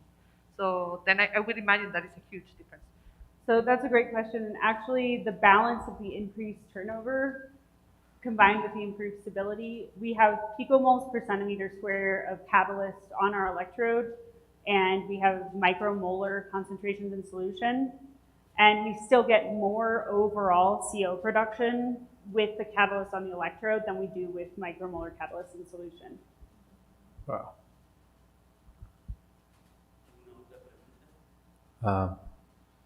Another question. Well, people are thinking about it. I'm going to ask you one or two actually. So can I ask you in the first project, fascinating. I didn't understand why, or maybe you were trying. Or why can you just express in the surface of the Shigonella the degrader, and then you have only single organism? Is that possible? Yeah. So we did try that. It does work, but it's not as efficient because whenever you engineer cells, there's a huge metabolic cost. And so trying to make the Shigonella do all of those different things was just too much. The other thing is these organophosphates are fairly toxic to cells, so having the cells that are freeze-dried and not viable actually allowed us to expose them to higher concentrations of the organophosphate. Ideally, where this project is going is we're actually kind of dividing the two technologies. So we're going to have the degradation detection incorporated into RFID badges for autonomous monitoring. So basically, you turn on a signal when you have pesticides present. But the other thing is we're developing basically like cartridges for masks out of these microbes that are freeze-dried. So you can basically do the degradation in a really cheap filter to prevent exposure for agricultural workers. Oh, thank you. Any other questions? Yes, okay, Chibueze. Microphone, just so people can listen to him. Thank you.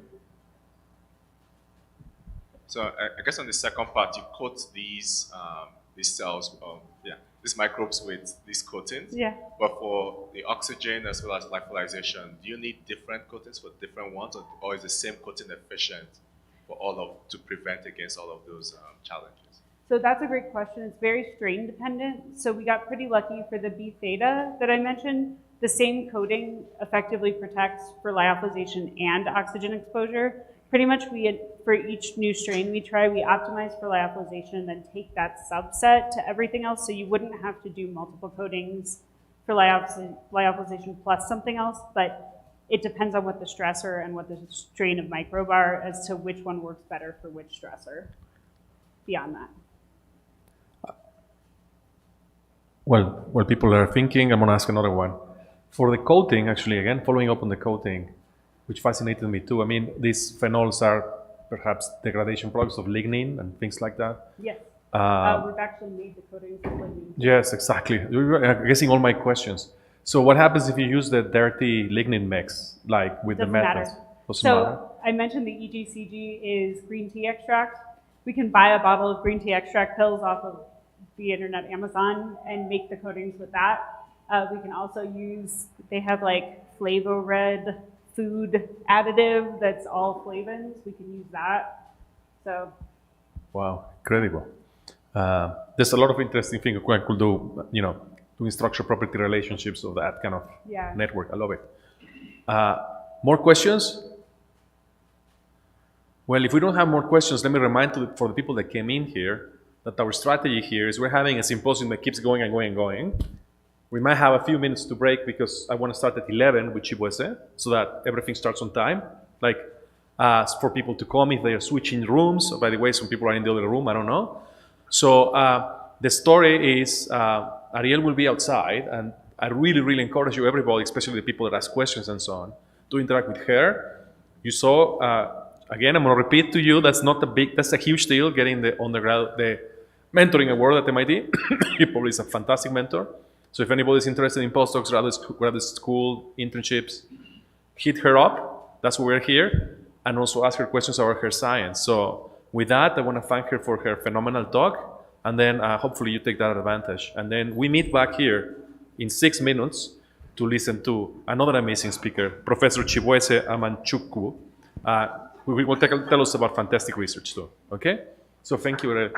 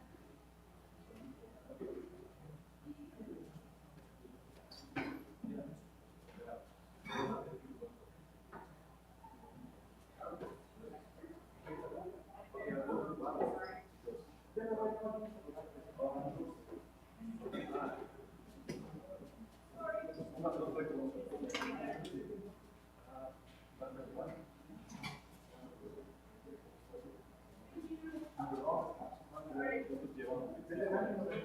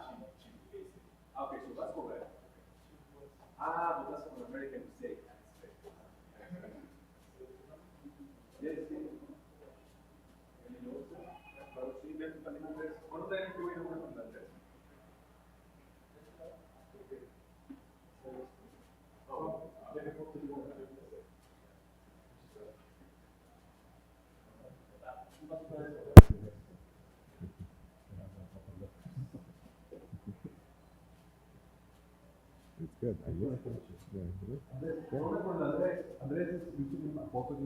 Oh, oh, UNAM. Okay. Sure, nice to meet you. Okay.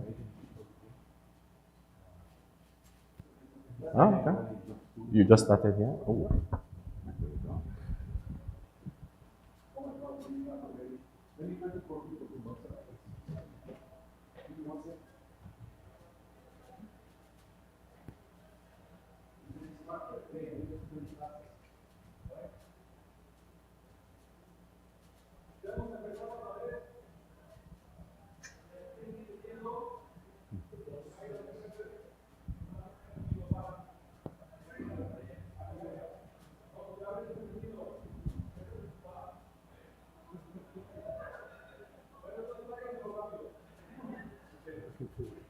Okay. No problem.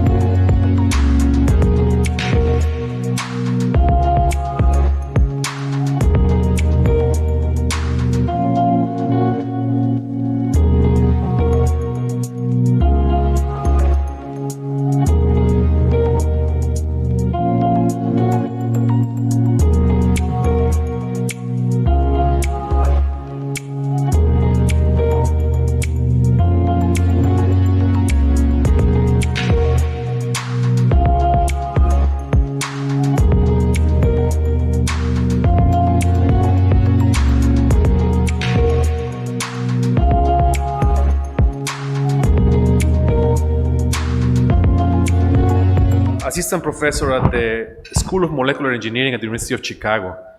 It's a great new school, relatively new, about 10 years old or so, that is doing frontier research. We happen to have a professor there, Professor Juan de Pablo, that has come here many times giving talks. So I guess Professor Juan de Pablo is a mentor and colleague of Professor Amanchuku. Okay? So Chibueze started working with Professor Paula Hammond at MIT. There's a lot of MIT here today. And he worked in polymer degradation mechanisms. As a graduate student, he was recognized by the very hard to get and prestigious NDACG fellowship from the National Defense of the United States. And he also received an Alfred P. Sloan fellowship. Then he went to postdoc with one of my friends in science, Professor Shannon Bao at Stanford University. In Shannon's group, he actually worked on work related to electrolytes in lithium metal batteries, basically degradation mechanisms. He has received many awards, for example, from the American Chemical Society. He's one of our own CIFAR as Israeli Global Scholar Fellows, a very prestigious competition for union faculty to join the CIFAR programs. He has received his NSF Career Award, 3M Non-Tenure Faculty Award, and a Toyota Young Investigator Fellowships, among other recognitions. So in this rocket career, Professor Amanchuku basically pushes the frontiers of battery technology, focusing, for example, on what happens at the interfaces of complex electrochemical problems. So it's an honor to hear Chibueze. Chibueze, the floor is yours. Thank you. Thank you, Alan.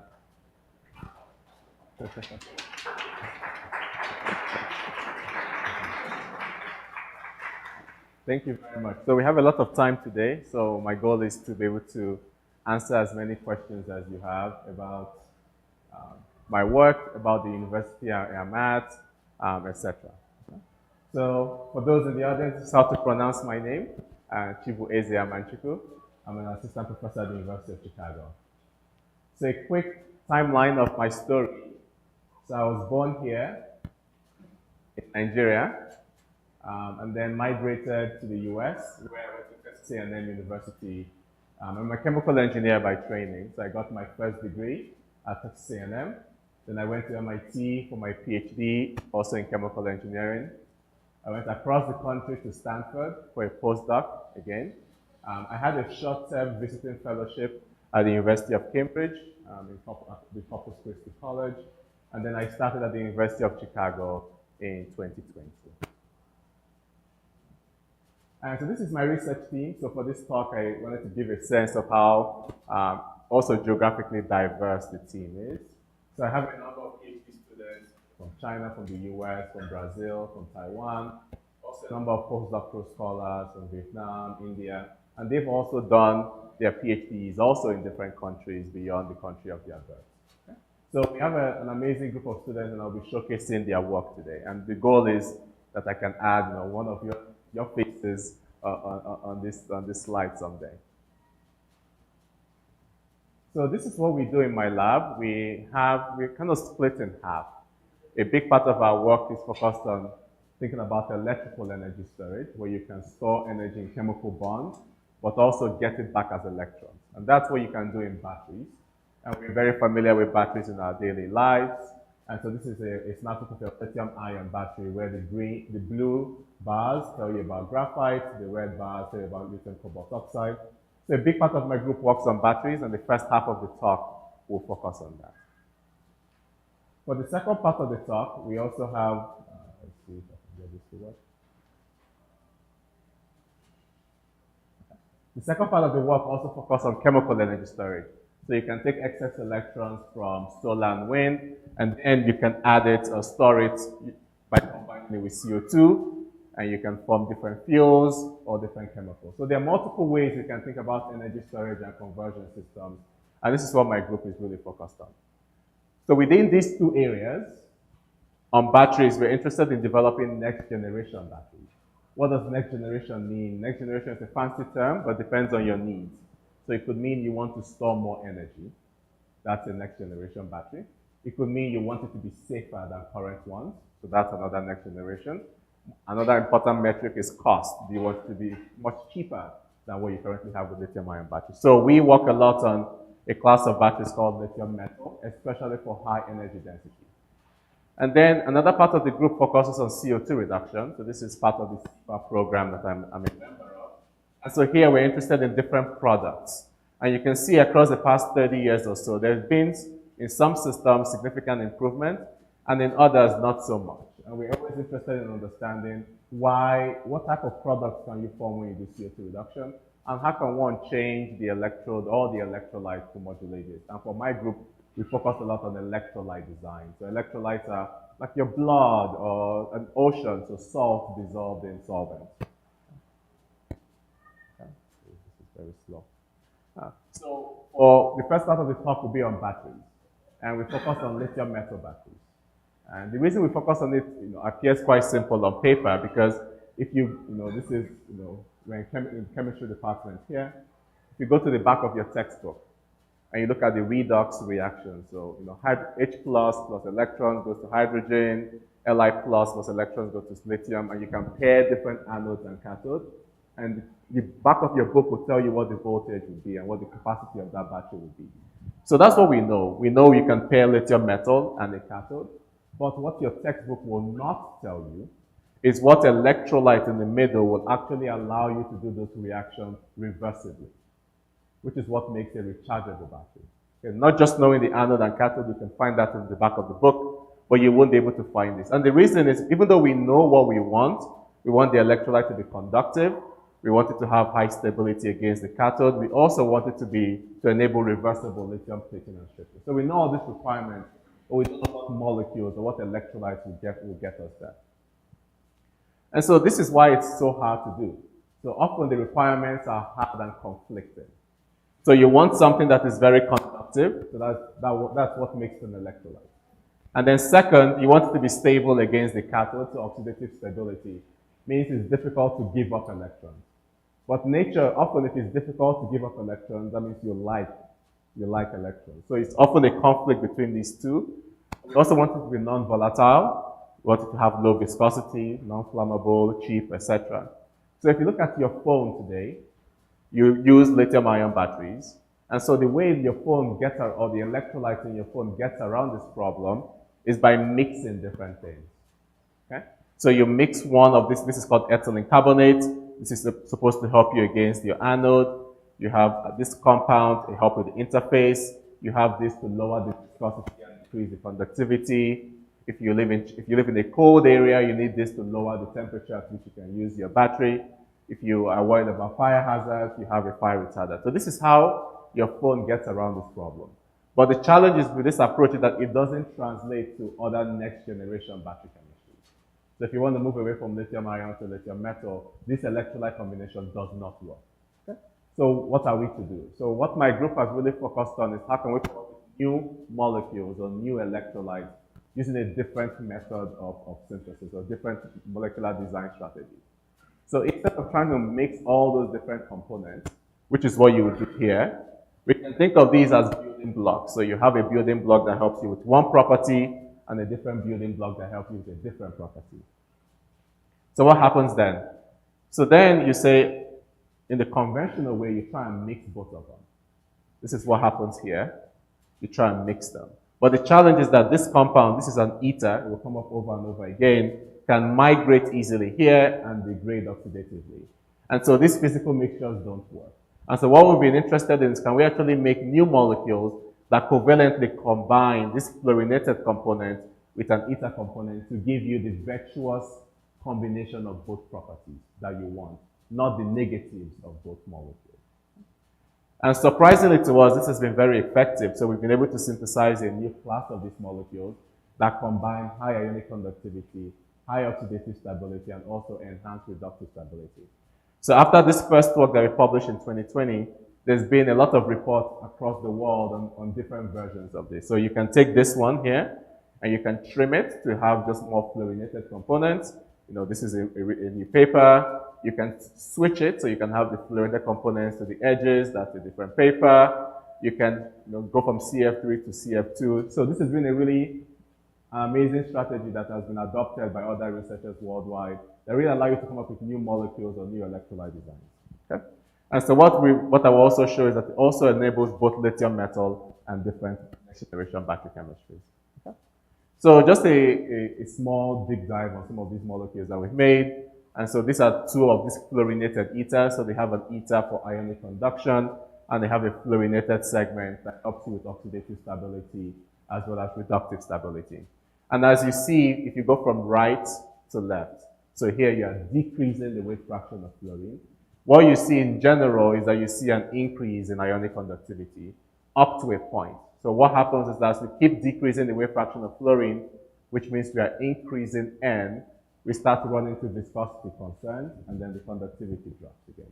But regardless of that, we are above the threshold at which we care about ionic conductivity, so above 1 millisiemens and above. Okay? So that's one. So another big thing that we do in my group is understanding solvation. So how are lithium ions coordinating to these solvents? Is there anything unique about the coordination behavior? And we can do this using experiments too. So here we're looking at Raman spectroscopy of different compounds. So we have this compound here, and we can decrease the fluorine fraction by making it much longer. And you can look at, this is Raman spectra, so you can look at the anion as well as the solvent. How is the anion changing in terms of the binding modes, and how is the solvent changing? And what you can see is from the top to the bottom is that this compound here is actually very poorly coordinating with lithium ions. So you have more free versions of this, while the more you decrease the fluorine weight fraction, so increase this ether unit, you actually increase the amount of coordination that the lithium ion has with the electrolyte. Okay? So there's an implication. So why do we even care about studying solvation? We can just make the electrolyte and call it a day. So what we see is that it really matters in terms of this property that we care about of oxidative stability.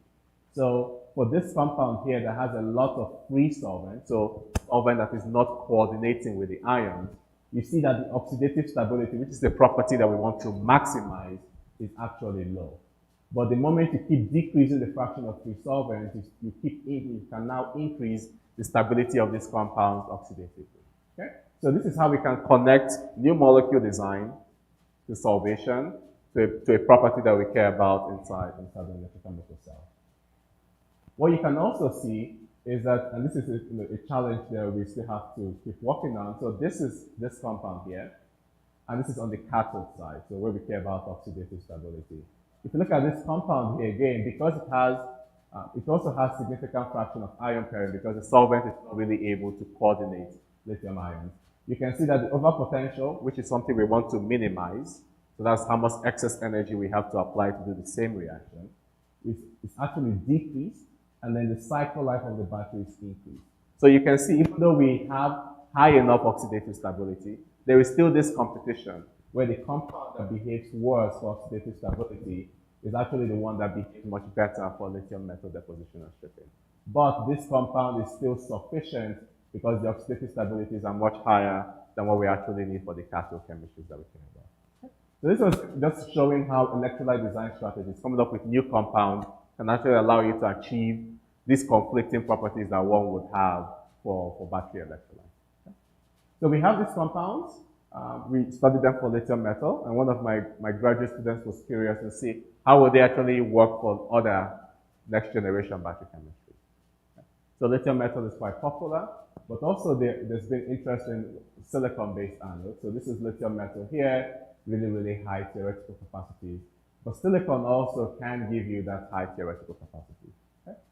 Again, if you use standard lithium-ion electrolytes, they don't work. So these are carbonate-based solvents, and they really do not enable next generation silicon anodes.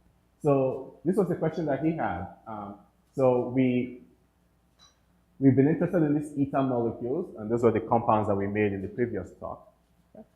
And the reason we work with them a lot is that they can have wider temperature windows, especially at low temperature, but they co-intercalate with graphite, which is undesired. So this is just a schematic of what co-intercalation means. So co-intercalation means that the solvent and the ion go into the planes in graphite. which is not good for energy density because the solvent doesn't allow you, it's not a charge carrier in the system. Okay? While this is what we actually desire, where lithium ions just go within the planes of graphite. And so what we was interested in, so here you can see the curves. So you have really, really high voltages here, which is not desired. We want this to actually be much, we want to be able to have much higher capacity. Okay? And so this is the question that he was able to ask, and this is, just following his curiosity because he had made these compounds for a different battery chemistry and was curious to see how they would affect anodes that contain silicon. And so this is the idea. So ether solvents conventionally are known that the solvent also goes into the planes undesired. Here, the hypothesis was if he has this fluorinated ether, is it sufficient to allow only lithium ion interconnection within graphite? And then we went through a series of experiments in order to prove so. So these are cyclic voltammograms looking at how does the lithium ion interconnection process work. So we'll take it step by step. So here, this is an ether, what we consider our control. In blue, we have the conventional electrolyte. This is known in lithium ion batteries. It's in your phone right now. And what you can see is as you go to more reductive potentials, you see for this ether one in gray, you start to see intercalation processes that occur much earlier than desired. So for these two in red and blue, we want this to be as further down in reductive potential as possible. So we can already see differences that these fluorinated ethers in red actually look similar to what you have for carbonate. So that's an indication that there is no solvent co-intercalation, which is undesired. Again, you can see it here. So this is the ether, is the control. You see really high potentials for intercalation, but the fluorinated ethers that we've been able to study actually have very similar intercalation and de-intercalation profiles with the carbonate solvent. Okay? So that's just a mechanistic understanding of what's going on. We can also analyze this using a method called the QDV. So this is just looking at the derivative of the galvanostatic plots and then trying to get a sense of at what point do you start to see electrochemical reactions occurring. For these compounds that we've made in red, ones in blue, which is the carbonate control in your phone, you see that the potentials are very similar, but for the ether control, it occurs at more than 1 point. Again, showing that with these systems, you can actually enable normal lithium-ion intercalation within graphite in a manner that is distinct from typical ether electrolytes. How do we actually, electrochemical methods are great. We can also do spectroscopy to be able to get insight. So a tool that we use a lot in my lab is solid-state NMR, so nuclear magnetic resonance. And so again, here you can look at the after intercalation. You can see for diglime, this is the conventional ether. In contrast to these solvents that we've been able to make, you can actually see lithium-ion intercalation within graphite. So it's very, very clear. Again, we can zoom in into this region and we don't see. We can also look at how much solvent is remaining. And so here, you can see that for this control, you can see a lot of hydrogens here, which is coming from the solvent that is actually within the graphite sheet. But in contrast, you don't see that for the fluorinated ethers that we've been able to synthesize, as well as for a conventional carbonate. Okay? So this was great. We've been able to do in situ XRD. So one amazing thing about the University of Chicago is we're right next to a national lab called Argonne National Lab, and they have what's called the advanced photon source. So you have really, really bright X-rays that you can use to probe the bulk structure of many different materials. So this is a luxury to have. That's about a 25-minute drive from campus. And so here we can actually do in situ. So we can be cycling the battery while also shining X-rays to actually monitor the changes in the electrochemistry. And what we see is that for these fluorinated ether electrolytes, we can keep seeing lithium-ion intercalation and form what is called a phase, a stage 1 phase, where there's 1 lithium ion for every 6 carbons. In contrast, for diglime, you never see that phase. So here you can look at, you form what are called these ternary graphite intercalation compounds, but you never form the stage 1 or even stage 2 that you find with this fluorinated ether. So this was pretty exciting for us because now we've done all the fundamental investigations to understand the mechanism.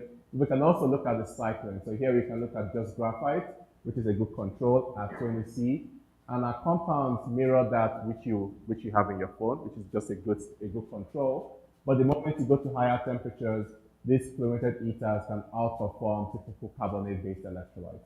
And then if you go to the goal whereby you actually have silicon mixed with graphite, even at room temperature, this compound in red outperforms the best one that you can buy commercially from companies. So we're able to get this from a company, and these outperform that. So this is an exciting area of the lab that we are growing in terms of new electrolyte design for a wide variety of next generation battery. It depends on how you define next generation. So one thing you find in graduate school is that there's always the challenge is we've spent multiple years coming up with the compounds, and you know, lucky chemist, maybe you make 1 or 2 and they work, and then the remaining 8 doesn't work. And you know, you take your victories where you can take your victories. But the goal is how can you accelerate electrolyte discovery. So a postdoc in my group started building machine learning models to predict properties of compounds before we make them. So that means that my post student in the lab, whatever compounds he decides to make, have a higher probability of success because we've been able to pre-screen them. And we can do this for a wide variety of properties, for conductivity, for oxidative stability. And then I was looking at this, I realized I didn't do this on purpose, it's Alan's paper. So here, this is what we currently do. Had an idea, then we made it, we built a battery and we tested it. And most of the time it doesn't work, and then we go back again.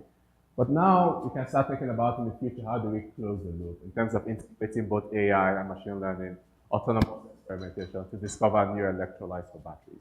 So this is something that we're excited about because for battery material, for battery electrolytes, if you remember what I told you earlier, the properties are conflicting and you have many different versions to choose from. So how do you choose? So this is a big part of the group now on how to actually predict some of these properties before we make them. So I have another PhD student who came into the lab and said, okay, wait, now all those properties you listed, remember I had a long list, conductive, stable. If you work with a solid state polymer, you get some of that for free, right? So you can eliminate the volatility concern, you can eliminate the flammability concern, you pick the right polymer. It can be safer. So can she then work on the other properties of conductivity, oxidative stability? So this is trimming the list. So this is what we know how to do for liquid electrolytes, and we've done this very successfully. But she was interested in polymer electrolytes where she can use the same ideas. So now with polymer electrolytes, she can take a polyethylene oxide for the ether for the conductive component, and then a perfluoropolyether to help with oxidative stability and reductive stability. So you can see how ideas just keep migrating, right, based on your interest, and then how can you connect one thing to another. So this is what the PhD can help with. So this is the idea now. Can we work with polymer electrolytes that look very similar to some of the liquid systems? But these are solid, so this is chemical crosslink. So one of the first interesting results that she's observed is the second year, so she just passed her candidacy exam 2 weeks ago. So here, if you increase the fraction of the conductive component, so that's the PEG, you would typically expect that the conductivity would increase and maybe plateau. Okay? But what she sees is that the conductivity increases and then comes back down, despite the fact that we have a higher fraction of the conductive component here. So we're still not clear exactly why this is, but she had an hypothesis in terms of, if you look at the liquid system, this is solid, this is liquid. In many parts of the phase diagram, these compounds do not mix. They're quite immiscible, right? So what she's been able to observe for her solid state system,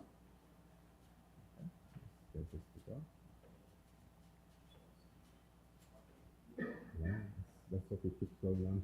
So what she's been able to see for her solid state system, she sees this microphase separation. So where for the continuous phase, she sees the conductive component, and then for the discontinuous phase here, she sees the fluorinated component. And so the question is, how does this affect this? Where are the ions? Again, we're very interested in solvation behavior. So if you have a lithium ion here, does the lithium ion prefer to be here, or does the lithium ion prefer to be here? Okay. So how do we actually address that question? So we use solid state NMR. So solid state NMR has been a friend to us because the nuclei that we care about, so 7 lithium, protons, and 19F, are very NMR friendly, right? So we can actually study these. So follow me here. I will need your attention here. It's a little bit complex. So if you look at this fluorinated compound, fluorinated polymer, that's the non-conductive version that we are using. So the lithium ions are in very wide, so the full width half maximum here is very broad. The lithium ions are in very different chemical environments. If you look at the PEG, which is the conductive component, you see a very sharp peak. Right? So this is in pink. But what you see in the chemically cross-linked mixtures here, that the lithium ions prefer to be in a chemical environment that is similar to the PEG. Okay? So if you have this chemical cross-linked systems, the lithium ion has a preference for where it wants to be with the PEG. But if you look at the anions, you see something completely different. So for the anions, this is where the anions are resonating in the conductive PEG, and they're here. In the perfluoropolyether, the anions are here. But in the mixture, you see that they resonate at chemical shifts closer to the fluorinated anion or to the fluorinated polymer than this. So if we go back to the previous plot, now I can say that the lithium ions preferentially want to be in this phase, that is PEG-rich, while the anions prefer to be in this phase. Okay? So this is giving us an insight into the solvation behavior. Even for solid-state systems, it's often much more difficult to characterize. But we have an idea of how these perfluoropolyethers with PEG, how they affect lithium ion conductivity. Okay. So that was all the battery talk I'll give. So I'll switch gears. So I talked about electrical energy storage, how we can develop new electrolytes, both solid state and liquid, for a wide variety of next generation battery chemistries. It could be lithium metal or it could be silicon-based anodes. So I'll switch gears a little bit to now thinking about chemical energy storage. How can you take electrons now, combine that with CO2 to form maybe ethane or to form other products? So why do we feel like we can contribute to that space? There's a lot of research in working with CO2 reduction.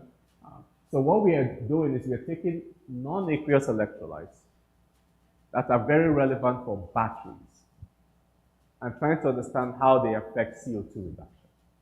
Okay. So we feel like we really understand and can develop new electrolytes for batteries, but then can we migrate that understanding? Those two fields tend not to discuss with each other. There's a battery community, there's a catalysis community. But now can we actually take electrolyte design strategies from batteries and move them into CO2 reduction? So why do we think this is a promising approach? So one, these non-aqueous electrolytes tend to have much higher CO2 solubility than water. That's the first benefit. Some organic solvents are actually used industrially for CO2 capture. So that allows us to think about how we can integrate CO2 capture and conversion in the same stream. What DMSO, acetonitrile, and many other organic solvents have much wider electrochemical stability windows compared to water. So this is similar to some of the challenges that Ariel mentioned, where water would love to do HER, so to actually evolve hydrogen during the regime we're interested in. And one thing that we're very excited about is that we can use water as a proton source to make hydrogenated products, but we can control the water chemical environment in an aprotic media. So this is why we are interested in this, in working with CO2 reduction in aprotic systems. If you look at, there's been a lot of work on looking at what you need to understand for developing new catalysts. Almost all the work has been done for aqueous systems. And in aqueous systems, you find that you cluster, maybe here, where you have high H plus and then CO plus or CO star and H star binding, you form formates. Copper tends to be in a nice sweet spot where it doesn't bind CO2 strongly and it doesn't bind H plus too strongly. Here for catalysts that bind CO very strongly and also bind H plus very strongly, they just do HER. So this is very well understood, or at least there are descriptors that can guide catalyst development in aqueous systems. If you look at aprotic systems, what we are interested in, those descriptors don't work. Okay? Because you can see here, for example, you can form oxalates with this set of compounds, but you can also form oxalates here. Right? So there is no guidance what type of catalyst or what type of electrolyte in an aprotic system can actually allow you to get high periodic efficiencies for any product that you desire. So this is why we feel like it's a fertile space for us to come in and try and understand CO2 reduction in an aprotic system. Okay?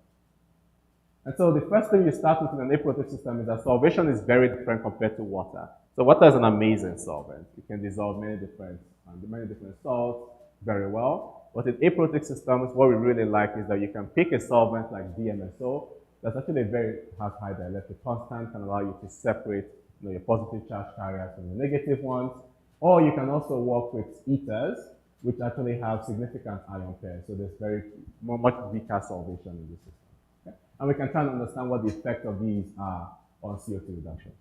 So the very first thing you can look at, again, you're looking at like cyclical temperature plots here, just on the reductive side with copper, and you can work with copper in DMSO, and you really see no difference in current density across all the different anions that we care about. So here we have tetrabutylammonium, so it's a bulky cation, and then you have different anions, and you really see no difference when these are dissolved in chemistry.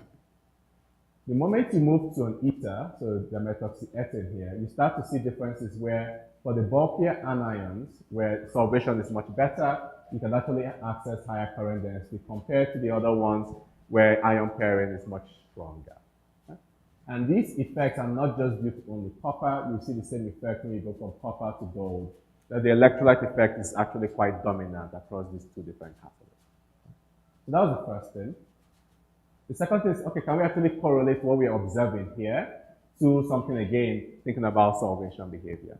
Okay? So if you have DME, so a really low dielectric constant medium, what we started using is electrospray ionization mass spec to be able to quantify different ion pairs within this electrolyte. And so for DME, where we have very low dielectric constant, we can see a peak here that is related to the TBA cation that we're using, but we can also see peaks here that are related to ion pairs, so ion aggregates that form. Okay? And we can quantify this. So this gives us an idea of what does the solvent, the bulk solvent look like, or the bulk electrolyte look like, and how can we correlate that to the electrochemistry happening at the interface, which is an important thing that we're trying to do.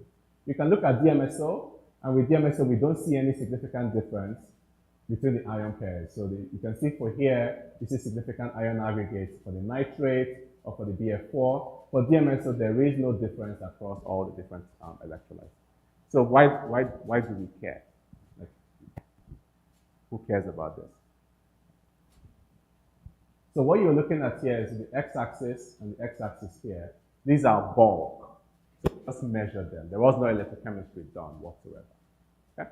Took the electrolytes, studied the ion aggregation using mass spec or using NMR.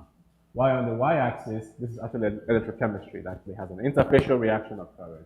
And what you see is that if you compare the bulk, so for systems like in DMSO where you see very little fraction of ion aggregate, so this data is from mass spec, this is from NMR, you actually see no significant difference in current density. But when you have a system like DME where the higher the fraction of ion aggregates you observe, the much lower the current density. Again, we're comparing bulk measurements with what we can actually observe electrochemically. And this is how my student was able to summarize this for aprotic systems where you have significant fraction of ion aggregates, you have much lower current densities. For systems where you can actually enhance, or when you have free ions, you can actually enhance CO2 reduction. And this is not due to conductivity. So we're able to measure conductivity for all these different systems and actually normalize that conductivity was not responsible for explaining these differences in current density. So then we looked at the product distribution, and so this is a simple setup that we use, which is an H-cell setup. But what we kept on seeing is that the product that we form most of the time is carbon monoxide. And there is an effect whereby for systems where you have less amount of ion pairing, you can actually have higher periodic efficiencies for CO at lower potentials. But the product that we are still forming is still primarily CO. I started this talk talking about how we want more reduced products. Things like ethylene and things like ethanol. But here we are still with CO. So we went back and said, well, the cations that we are using are based on ammonium-based cations, ammonium salt. Okay? But if you look at the entire literature for aqueous, almost all the work that has been done in aqueous systems use alkali cations. So things like lithium, potassium, cesium. And there's been many observations across different papers, different groups, that the electrolyte cation for alkali systems really matter in determining the product distribution. So you can look at ethylene here in purple. You can see as you go from lithium to cesium, the partial current density and often the periodic efficiency for ethylene increases. Same thing with ethanol. But if you look at our systems and across the entire literature for aprotic, not just one, the entire literature for aprotic, only ammonium cations are typically used. So this is what an ammonium cation is used. and there has been no observation of C2+ products. Okay? Not like 99.9, like 100%. There's been no observation of C2+ products in aprotic media when you're using, and these are the only cations that I use.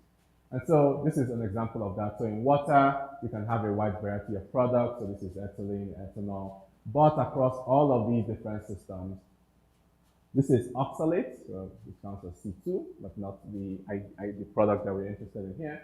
And then this is mainly CO. So for aprotic systems, we need to use ammonium cation. So the question is, or the counter question you can ask, so are you not because you don't have alkali cations? So that was the question we tried to ask. So this is a work done with my graduate student as well as an undergrad.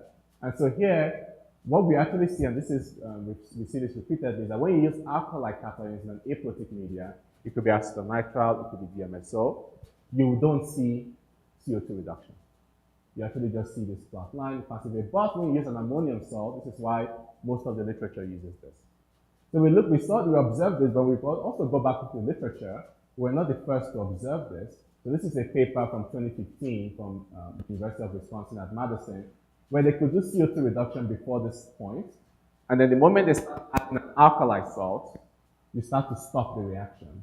You add, so this is the first addition of lithium perchlorate, the second addition of lithium, and you completely passivate. So the hypothesis that we had was that you're most likely forming carbonates during this reaction, because if you do CO2 reduction in aprotic media, this is the stoichiometric step. So how do we confirm that? So we recently showed that if you use XPS, so X-ray photoelectron spectroscopy, you can actually see carbonate passivation at that catalyst interface when you use alkali cations. So here we can look at it in red. Here you see carbonate, and it doesn't matter what alkali cation you have. It could be lithium perchlorate, it could be cesium perchlorate or sodium perchlorate. You always see the rise of this carbonate. Okay? So if you have alkali carbonates, they also form in aqueous, but they are soluble in aqueous. But in aprotic systems, because of the challenges with solubility, they stay at that the catalyst electrolyte interface and prevent further CO2 reduction. So this is the reason why we don't see reports of CO2 reduction in alkali cations. But we could, now that we know what the problem is, if it's a passivation with carbonate, you could add an acid, even in an aprotic media, to see if you remove those products, and you can actually enable CO2 reduction when alkali cations are present in the electrolyte. Okay? So this is what my student did. So here this is without acid present, and then with acid, you can actually see, okay, you see proton reduction, and you can actually see CO2 reduction. And we can do this across different alkali cations. So this is before, where you just have these different salts and passivation, and then after acid addition, you can actually see some reduction. And this doesn't care about the electrode surface. It could be glassy carbon, it could be copper, it could be gold, and the benefits are still obvious then. Okay? And so now we can go back to XPS. So this is what I showed you before, where you see the red peaks that correspond to carbonates. And then if you add an acid, you can actually see the elimination of that. So now this is why we can actually see CO2 reduction when alkali cations are present, because we have an acidic aprotic environment now that prevents passivation and electrode inactivation. So now you can actually enable products. So we can see, I can just draw your attention to this plot here. So for different cations, for different alkali cations, we can see, okay, we see hydrogen, which is undesired. We see CO, we see formic acid, but now we can start to see methane. Okay? Not the original goal, so there's still a lot of work to be done, right? But now we can actually see, we couldn't see anything before, right? We saw complete passivation. Now we can actually enable carbon-containing products. And the goal now is, can we steer this reaction away from methane, for example, for in lithium and sodium, more. But now it's possible to be able to do CO2 reduction by using fundamental understanding of what was wrong. Why despite decades of work with CO2 reduction in aprotic system, why was it only one set of salt that was used, right? A simple question like that has taken us through this experience. So this is how we can summarize. So for systems without acid, so neutral or basic, so apparent pH, we're still an aprotic media here.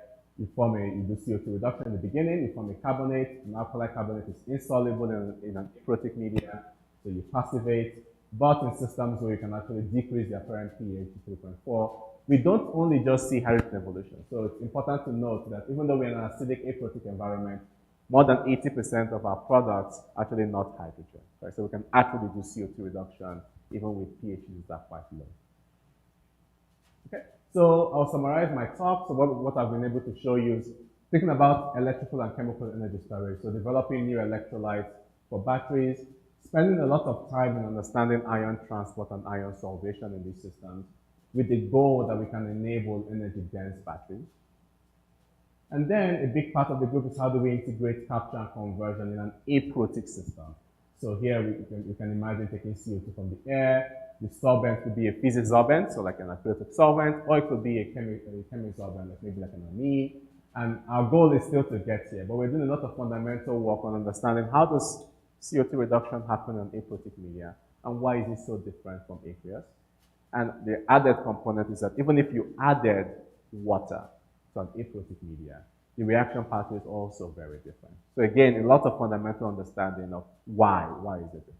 Okay. So this is what my group does, and we're very excited about continuing this effort in batteries, as well as in CO2 reduction in different electrolyte media. So this is our overall vision that guides our work. So we're very interested in using data science to discover new molecules. We have the ability to make these molecules and then do a lot of characterization to understand ion transport, but also probe electrolyte interfaces using in-situ tools. And we apply those understanding for high energy dense batteries, as well as selective and efficient electrocatalysis. Okay? I have 2 more slides. So I'm at the University of Chicago. So the previous speaker, Ariel, did her undergrad at the University of Chicago. So we're very well represented here at UNAM. So this is the University of Chicago, very, very highly ranked. As Alan mentioned, the engineering is new. So I'll show our department. So I could read your mind, Alan. So one of the Pablo is a colleague and a collaborator who is also a UNAM alum. He graduated in 1985 here. And so he's also a professor in my department. So yeah, please, apply to our PhD programs, apply to come work with us as postdoctoral scholars. And the program, we get students from many different areas. So you get from bioengineering, from chemical engineering, from chemistry, from material science. So it's quite broad in terms of the student backgrounds that we recruit for our PhD programs. And our students tend to work in 4 thematic areas, but I've only highlighted 3 here. So we have students who work on immune engineering, so how can you engineer the immune system to battle different diseases? For quantum engineering, how can you think about quantum computation, quantum materials for both electronics and different applications? And then I'm thinking about materials for sustainability especially. So with that, I will end my talk. I have 1 more slide. So, Veni habla conmigo. Thank you very much.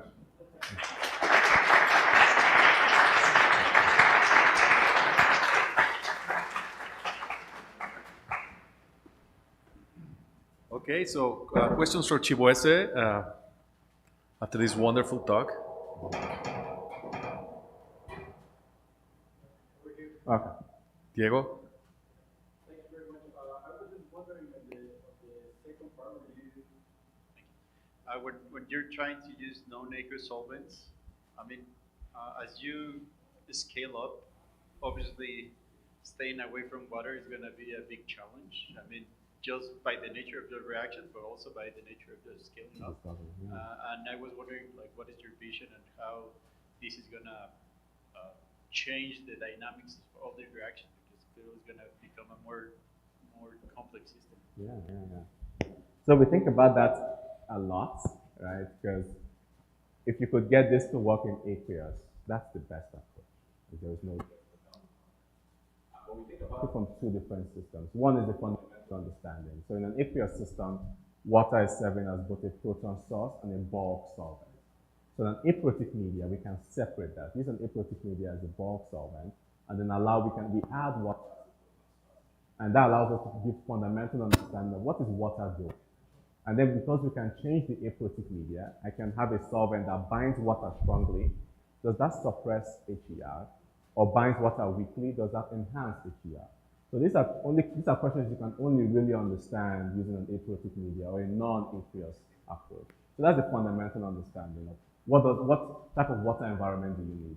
And then the goal is if it's only at the interface where these things matter, then we could probably translate this to maybe a coating in the future that doesn't require a bulk organic media. Because if at the interface is really, that's where all the action is, right? So if I can understand, okay, water binding, water unbinding, hydrogen bonding environment, I can then develop new coatings.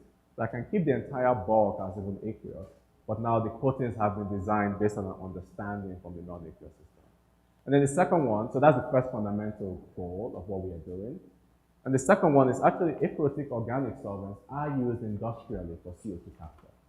So, Dow Chemical Company has a big program on what's called the selector process using ethers to capture CO2. So that's why we actually use ethers for a lot of this work, because that's already used industrially. Propylene carbonate is used industrially for CO2 capture. Doesn't mean that that's the goal, but industry knows how to scale and work with this system. So that's kind of like the two approaches that we think of your question. But it's something we think a lot about to actually motivate why go through this problem. Okay, more questions for Chiweze? Yes, there's one there.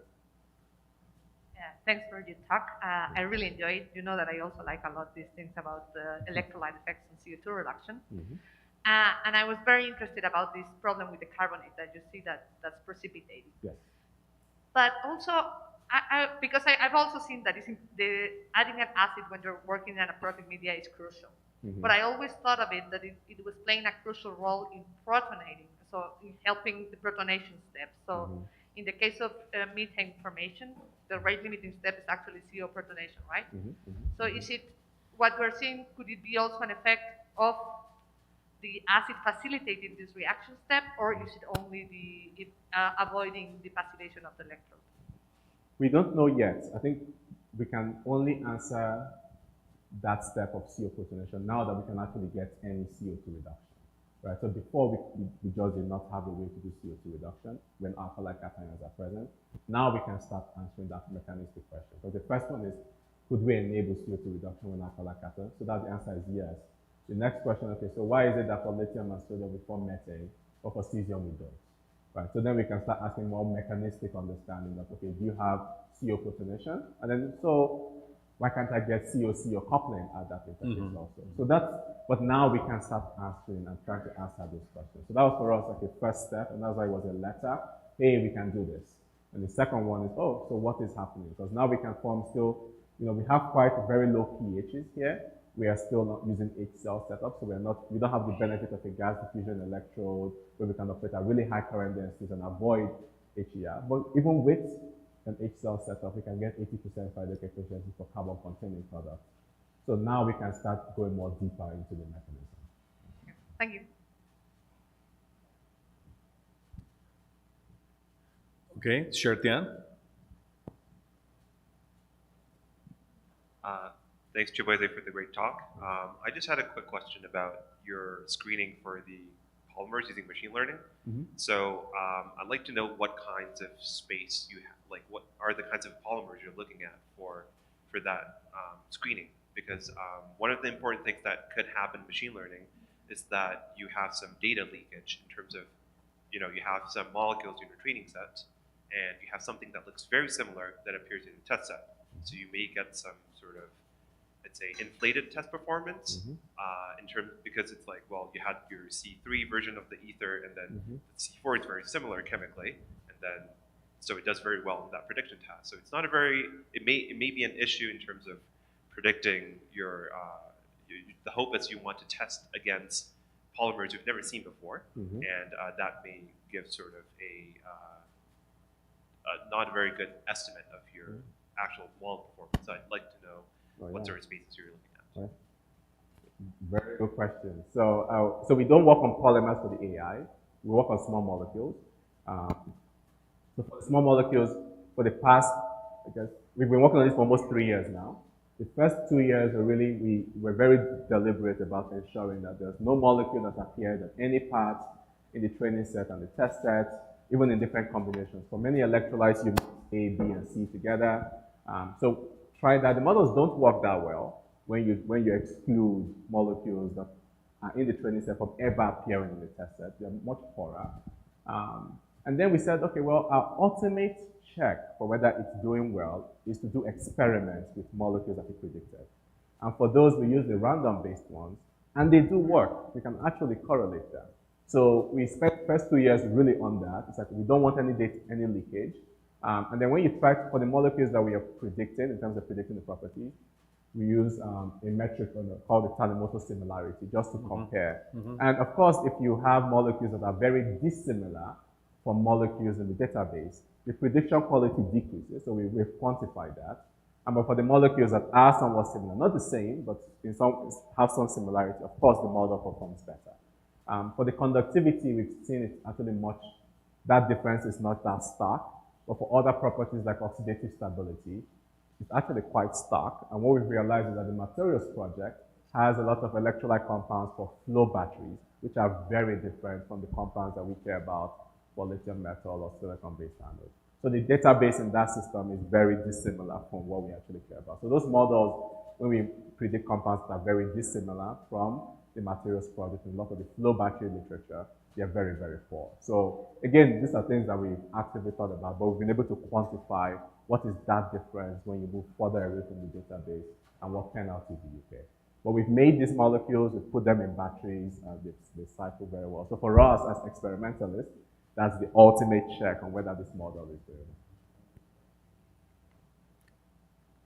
So questions from students. Exactly. I have professors and Chetian asking me questions. Questions from students. I can also point at you and you ask me a question. I love that. Point at somebody and you have to generate a question on the fly. On the fly. Yeah. While you're thinking of the questions, let me ask you one. How about that? To warm them up, right? But after I ask my question, you have to have a question, okay? So, there's a couple things that I really loved about, your systematic study of the solvents in the lithium project at the beginning, right? And you were trying to prevent them from crossing the ethers entering into the graphene layers, and you showed that the fluorination works. How about if you have branched ethers, branch fluorinated compounds? Will they work like having more like spherical-like compounds rather than linear compounds with solvents? Or I'm just curious about the chemical space there. Yeah. So for the branched ones, they haven't worked. Okay. But it is not clear because there are kind of like two problems. So for the fluorinated ones, we are benefiting from an interface that is formed. So this ether is a really good benefit of working with ethers is that they have very, very good reductive stability. They don't really degrade under reductive conditions. But for batteries, that's not always a good thing. So they don't passivate graphite. So that's like two problems. So one for the branch systems, you still see some solvent co-intercalation, and that's been studied by different groups in Europe. But I think that's also because they cannot really form a nice interface that can suppress solvent co-intercalation. So it's coupled. So we think what the fluorinated ethers are doing is more just passivating that interface that then prevents the solvent from going. Fantastic. Now, who has thought of a question in between? Well, I'll give you more time as I ask a second one. On the second part of your talk, when you're talking about the non-aqueous CO2 work, it's incredible, I love it. And you explore a couple solvents, a few solvents, right? But solvents can be huge, right? The number of aprotic solvents is a very large chemical space. Yeah. And also the solvent electrode combination. So what is the role of the electrode there in terms of the material that you use there as you pair it with the solvents? Like, I love that new chemical space, but what do you think about how influential will be the electrode in terms of like what happens there? I mean, I know you have less protons there, which is interesting. Yeah. So for the electrodes right now really help define what the product distribution is. So for some, if you work with gold, you still have the same product distribution in aqueous as you have in non-aqueous. Okay. These are the chemistry changes. For copper, the product distribution is very different. So you can form ethylene, ethanol, etc. But we haven't seen that in an aqueous system. There is some hope that can change in the future because we've also started working with carbon monoxide as the vital intermediate. So the simple answer to your question is that it matters. It helps define. But there are lots of amazing scientists who come up with new catalysts. So our goal is If I have one catalyst and I change that electrolyte design space, how does that change the product? So that's where we felt that we can provide significant insight to the community while knowing the catalyst, of course, really, really matters. Thank you, Chibueze. That's great. Okay. So, okay.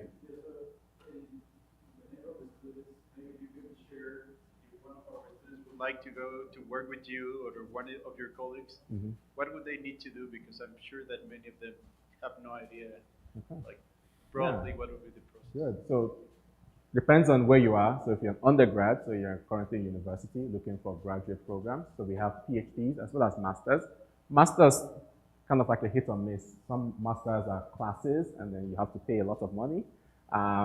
But for the PhD programs, we pay you. So we pay you a stipend to do research with us. So you move to Chicago. The snow is not that bad.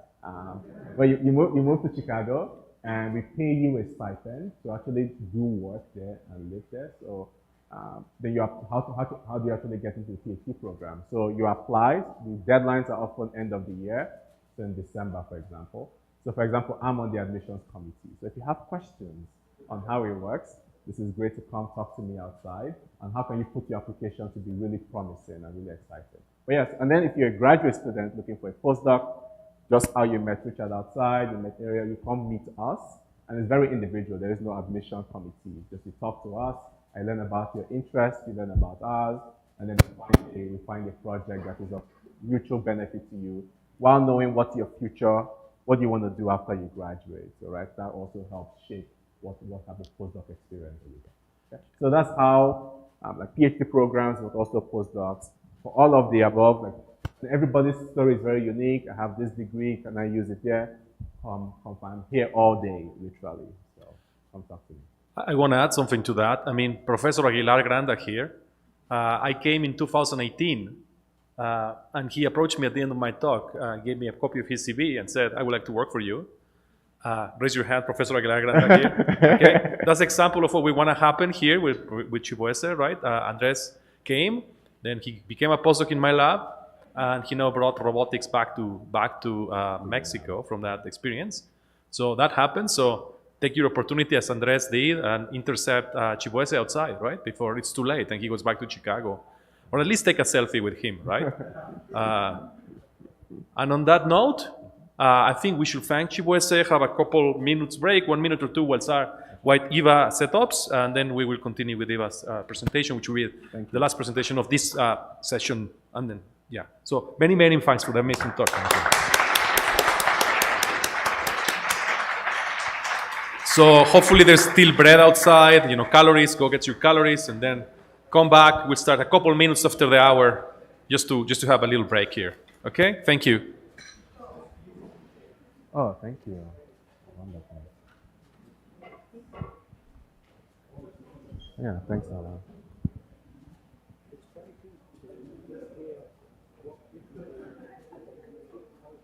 Yeah, yes, that was the point. Yeah.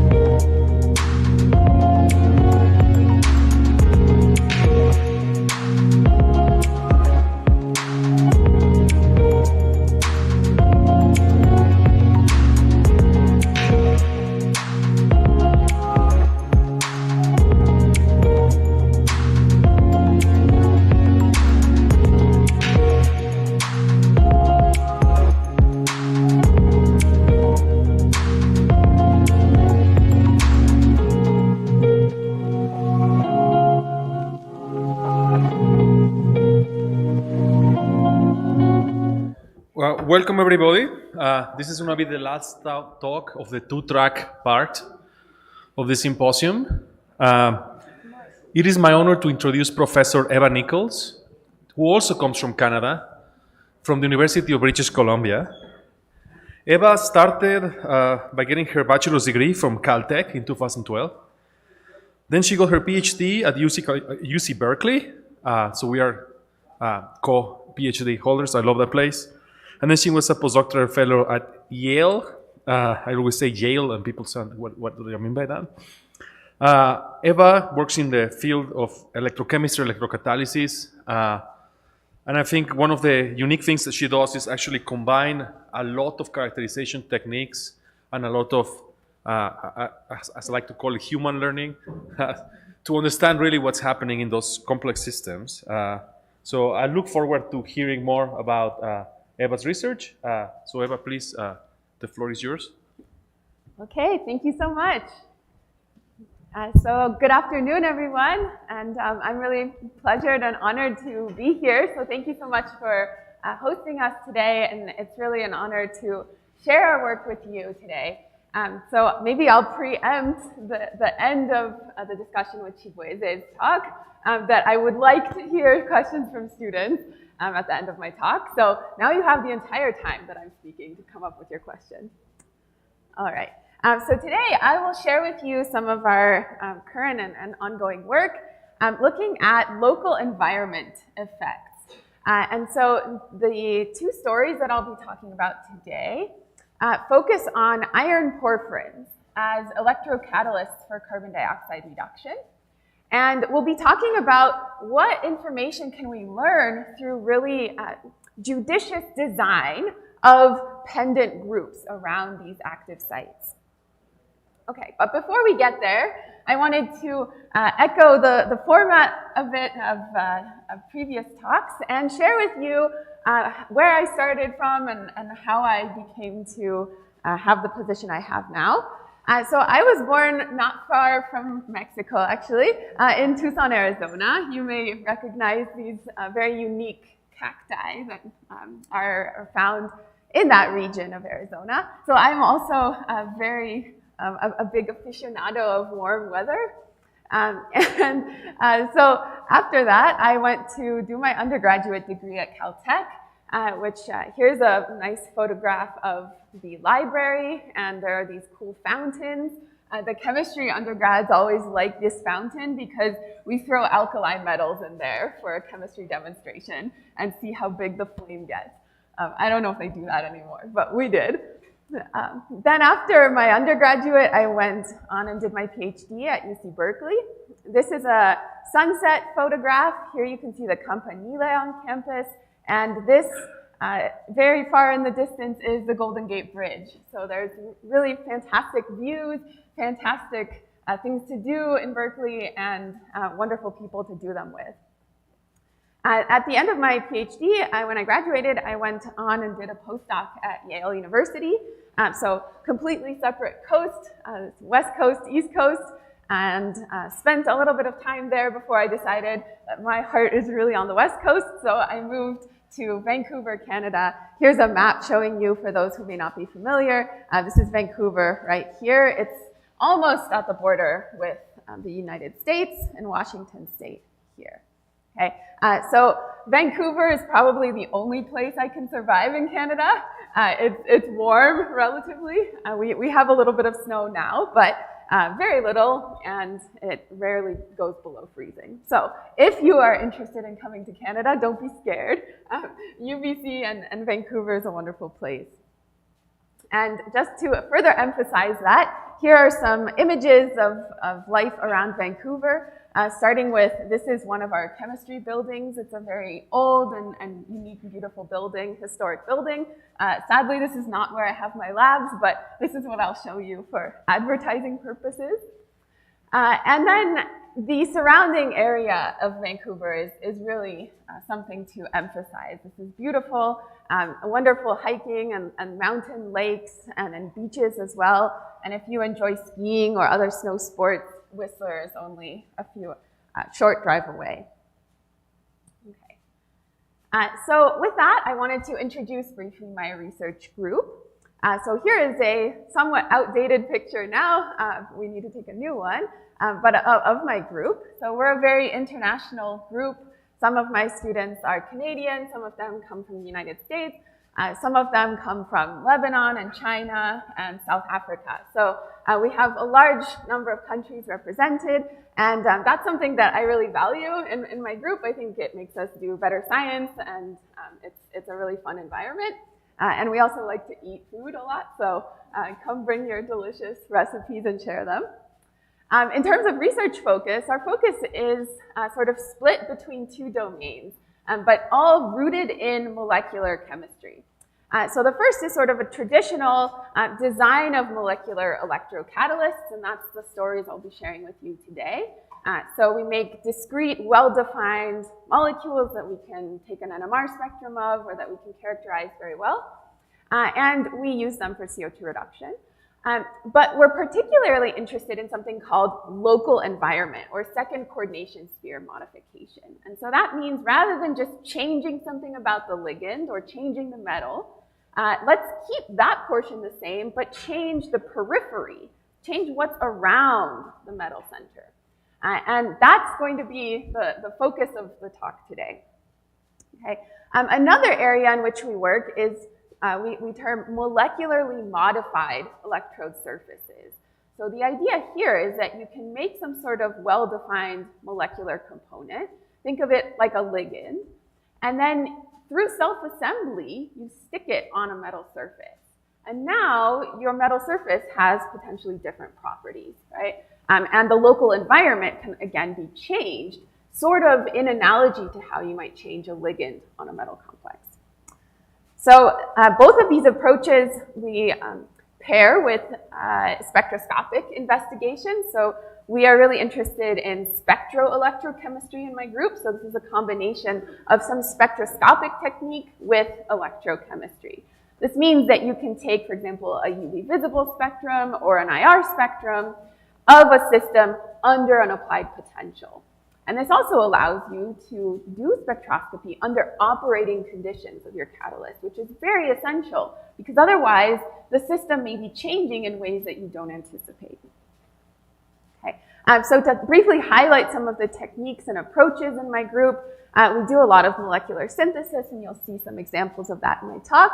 We're also bio-inspired in terms of our design. And so I want to emphasize here, bio-inspired means to us that you take ideas from biology, but you don't necessarily duplicate the exact structure. Okay, so we're not trying to imitate biology. We are trying to be searching for clues or inspiration in the overall ideas. We do a lot of electrochemistry as well, so that's primarily cyclic voltammetry. And if you're not super familiar with this technique, don't worry, I have a primer at the beginning of my talk to get everyone up to speed. We also look at a lot of bulk electrolysis experiments. These are done to quantify the products that we generate, as well as other techniques here. I already talked about the spectroelectrochemistry. And in terms of our work on interfaces, we also are now beginning to work with new techniques that aren't super common in chemistry. So this is hopefully giving you a quick overview of our interests, rooted in molecular chemistry, but expanding and particularly have an emphasis on the physical characterization. All right, so why do we do what we do? So in my group, we are very interested in the conversion of carbon dioxide to valuable products. And the reason for this is because we all understand that it would be wonderful if we can remove our dependence on fossil fuels, right? So if you can run your car or drive a truck without a need for oil or gas, or if you could heat your house without that, that would be wonderful. So we turn to renewable energy sources like solar. That's this curve here. Notice what we're plotting here. This is the load that you can get over as a function of the time of day. Okay? So basically, the availability of this solar supply peaks during solar irradiation hours like noon, like right now, right? So we could have, on a sunny day, a lot of sunlight supplying this solar supply. However, the sun is not always shining, the wind is not always blowing, and other renewables are subject to these problems as well. Hydroelectric, you don't have water everywhere, right? So the problem with renewable energy is that it's intermittent and it's highly localized in particular regions that only have access to that form of energy. So what we need to do is figure out a way to store this energy when there's a surplus. Like here, you can see the availability of solar energy exceeds the demand. The demand is in this red curve, okay? So when in periods of the day when we have excess energy, we funnel it off and store it somehow. And then we can use it again when everybody comes home and starts cooking dinner, okay? So how do we do this? So batteries could be one option for this, but on the large scale, the reason we all use fossil fuels is because there's a lot of inherent energy in a chemical bond. And so for many years now, one of the holy grails of chemistry has been to try and store this energy in the form of chemical bonds to make fuels or to make other commodity chemicals that might be very useful in the future. Okay. So how do we do this? So this requires a catalyst. And for a generic reaction here involving carbon dioxide upgrading, you need protons, which could come from water, and you also need electrons, which could also come from water. And your byproduct there would be oxygen, which is not a bad thing to be making more of. Okay? But the challenge is, how are you going to promote this reaction? This needs to be catalyzed in some way. And so we need to identify either a molecule or a material or an organism perhaps that could fill in this spot here that allows these reactions to proceed. So in chemistry, there are sort of two general classes of catalysts. One would be molecular catalysts. So to give you one example, this is a tetraphenyl porphyrin organic ligand. And in the center of this 4-coordinate pocket sits a metal. This could be iron or cobalt, most traditionally for CO2 reduction, or something else. Or you could have an entirely different ligand. Okay? Molecular catalysts are very nice to work with because they're well-defined. You know that your entire sample consists of this, assuming that you have a pure sample. Okay? And they're relatively easy to characterize. So you can put this in an NMR spectrometer, right, or take UV-Vis or do IR or elemental analysis. You know what you have. Okay. So understanding reaction mechanisms on molecular platforms is fairly easy with an asterisk, okay? The other traditional class of catalysts would include heterogeneous surfaces. So my example here is just some polycrystalline metal surface like gold or copper. You of course could have alloys or binary or ternary compounds here, or metal oxides, other things are possible as well. But this is some surface. And these are very interesting in other ways. They have very unique reactivity. You heard from Chikweze recently about copper surfaces and their exciting possibilities for CO2 reduction. But the problem with this is that they're not very tunable, right? So gold is gold. And of course, we can think about ways that you could change that based on surface morphology or based on the crystalline facets that are exposed or based on alloying. But the problem is that the rational aspect, the design element here is really difficult to access compared to something that's much more molecular. So thinking about these distinctions has motivated our group to think about ways that we could bring tunability into both of these realms. Okay. And so here's where the bio-inspiration comes. So this is a crystal structure of an enzyme that fixes carbon dioxide in organisms. And so you can see right here, this is the CO2 molecule, okay? And it has been coordinated at this very elaborate looking nickel and iron and sulfur cubane active site, okay? So we would call this the primary coordination sphere. This is where, if you didn't know anything about the rest of the enzyme, you would think this is where the action is, right? These are the metal centers that are coordinating to the substrate. Well, in the process of this enzyme's catalytic cycle, one carbon-oxygen bond is cleaved to evolve carbon monoxide, okay? It's this one here. And that cleavage is facilitated by a Lewis acidic iron atom here that pulls on the oxygen, but it's also facilitated by these hydrogen bonding interactions. I have drawn those in pink here to highlight how this lysine residue and this histidine residue are interacting with this carbon dioxide bound intermediate. And those interactions are critical for the operation of this enzyme. Okay?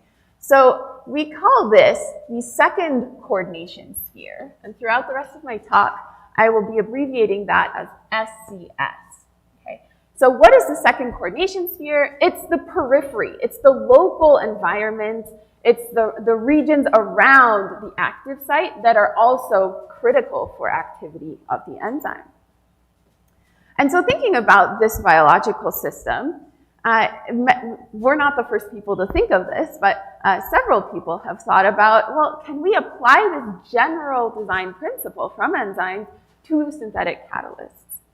And so in a molecular system, you might think about, well, just take that iron porphyrin or cobalt porphyrin that I showed you before, and now add extra functional groups around off of the porphyrin. Okay, so we can build up the local environment in a well-defined and designable way. So right here, these groups are just generic, G, okay, but I'll show you how we think about designing these groups and what they might be. Okay. On the molecularly modified surface angle, you could also extend this idea, right? If your catalyst, oh, I'm sorry, having problems. Okay, if your catalyst is this metal surface, then you can append through self-assembly, make a monolayer, or functionalize the surface through covalent means, some pendant linking group here that also has a peripheral environment, okay? And now suddenly, this local environment of your electrode could look completely different, right? So diffusion of starting materials or of products to and away from the electrode is different. The electric fields at the electrode are different. The solvation and the ion pairing and the local pH could all be different, okay? And so this to us represents a really exciting way that we can tune and investigate structure and activity relationships at electrode surfaces. So as I already alluded, I will be speaking about molecular catalyst design in today's talk. Although we do have some exciting work in this area as well. Okay, so many years ago now, in 1996, Jean-Michel Saveillon published the first report of an iron tetraphenyl porphyrin catalyst, which is an electrocatalyst for CO2 reduction. Okay, and so this we'll refer to as the parent catalyst. This is where everything began when it comes to porphyrin catalysis. So Saveillon published that this complex catalyzes the 2-proton and 2-electron reduction of carbon dioxide to make carbon monoxide and water. Okay? So if you think about what these protons are doing here, they're really just acting as a source of acid to protonate one oxide equivalent of CO2 to make water. Okay? That will become important later. This catalyst, it's rigid, it's modular, it's tunable. You can envision changing what these arrow rings are, right? And it's also very selective for carbon monoxide as a reduced product. Now, carbon monoxide may not be our ultimate product of choice, right? We would like to be making fuels or pharmaceuticals maybe from carbon dioxide. But as a way to understand the design elements and the really fundamental chemistry, these iron porphyrins, we argue, are a really nice platform because of all of these reasons, okay? And we don't have to worry about selectivity issues at the outset. And then we'll talk about how we might be able to change that selectivity later.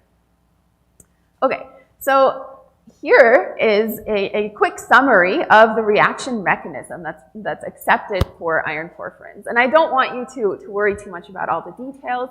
What's important here is that you start with an isoluble iron 3 porphyrin. And then through multiple sequential reductions, you get to what we can call an iron 0 porphyrin, that's the active species. Okay. Now this iron 0 species, it's very electron rich, it's very nucleophilic.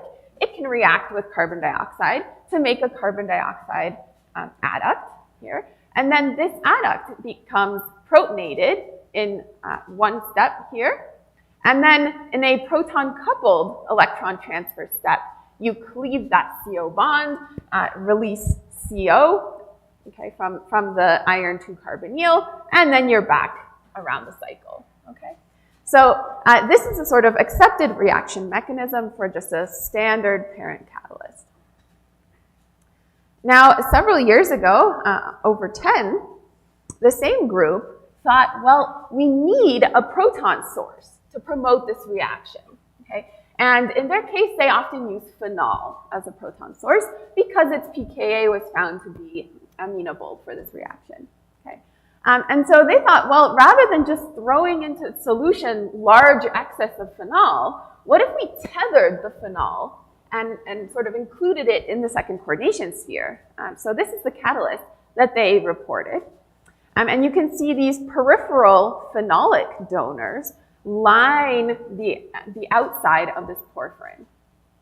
Now, this particular catalyst has much, much better catalytic performance than the parent did, okay? And the reason for this is actually twofold. It's proposed that these phenolic donors engage in hydrogen bonding interactions with the nascent CO2 intermediate here. So basically, they help hold CO2 at the active site. And additionally, they act as a proton relay, as a little hand that passes protons from bulk solution to the active site where they're needed, okay? And so it's like an assembly line, right? That you have a hand, it grabs protons from solution and delivers them to where they're needed. And then that hand gets replenished by protons from solution. So during my PhD, I began investigating these iron porphyrins. And I wanted to know, okay, so we have the demonstration that including a protic group in the second coordination sphere is beneficial for catalysis. That's what this paper showed us. However, what wasn't known and hadn't been explored at all was, well, what other groups can you put in the second coordination sphere, and how constrained are you in terms of positioning or in terms of identity? And so I worked a lot with amides. So here's the amide functional group. The pKa of an amide is very similar to that of a phenol, but amides are much more synthetically tunable, right? Rather than just having an OH group on a phenyl ring, now suddenly you can change R groups, you can flip the amide around, you can look at positional dependence. And so we did all of that, and it's reported in this paper. But what we learned from this particular set of studies is that amides are actually very useful second coordination sphere groups on account of their tunability. Okay? And we'll come back to that topic in a second. But at this juncture, when I began my independent career, I thought, okay, well, what's next for second coordination sphere modification? Of course, we don't just want to put another group in the second coordination sphere and say, okay, we now have even better catalysis, right?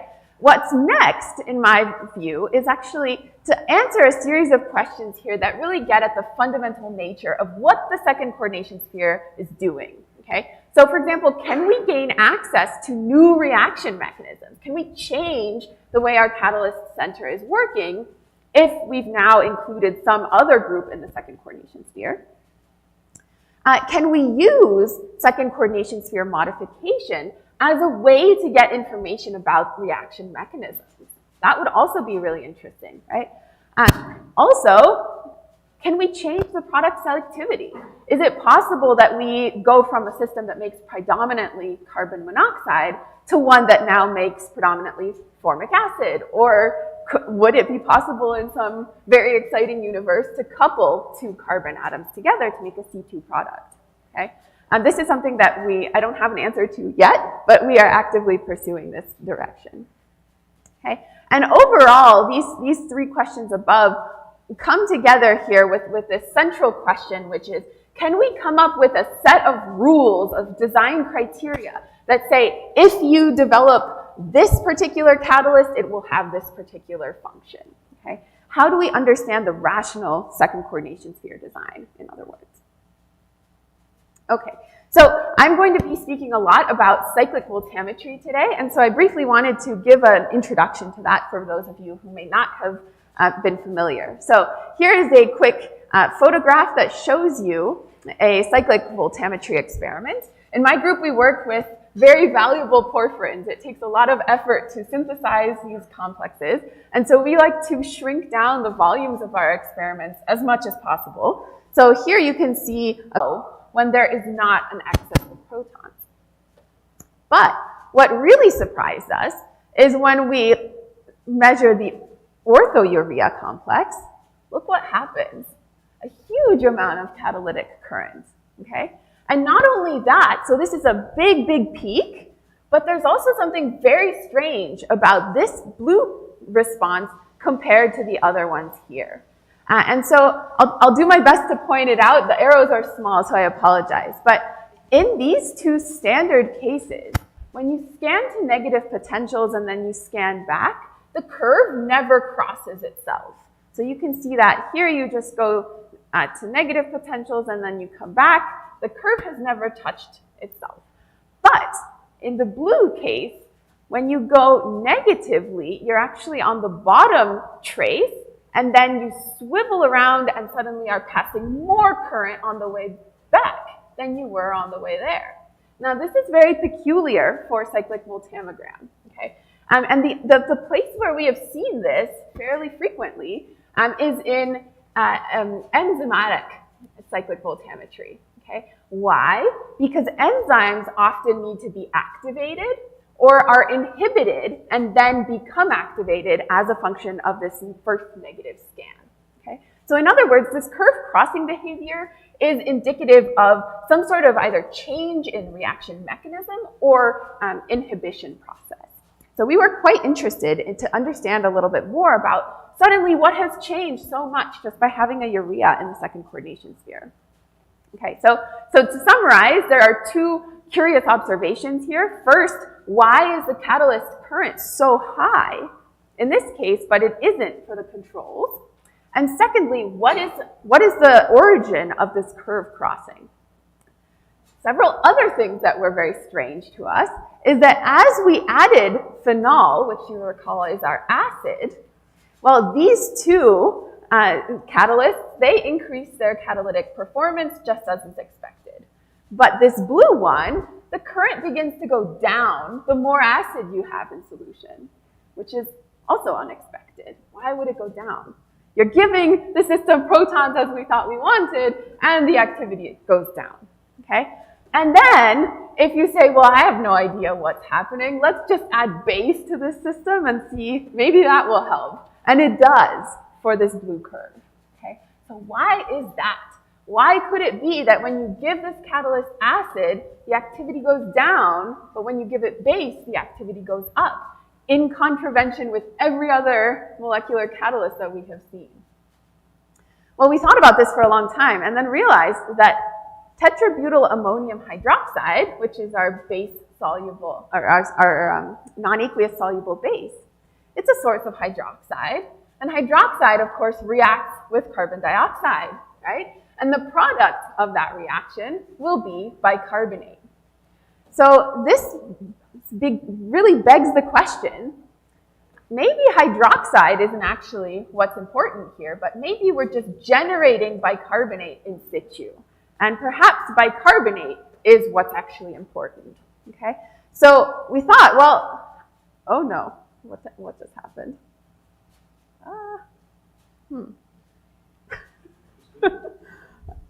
Well, now you'll be in suspense. I don't know what happened. Oh, okay. All right. Anyway, so we thought, okay, so what is the pKa of bicarbonate, okay? We are very used to thinking of bicarbonate as a base. That's because we are very used to using bicarbonate in water, where it is basic, okay?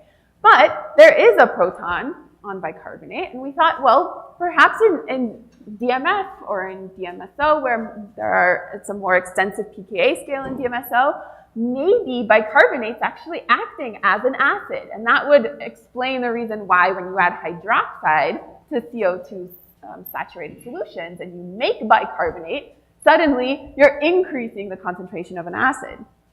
Well, this value wasn't known prior to our work, so we measured it using a spectrophotometric technique with a colorimetric indicator. And the answer is that the pKa is about 20.8, almost 21, okay?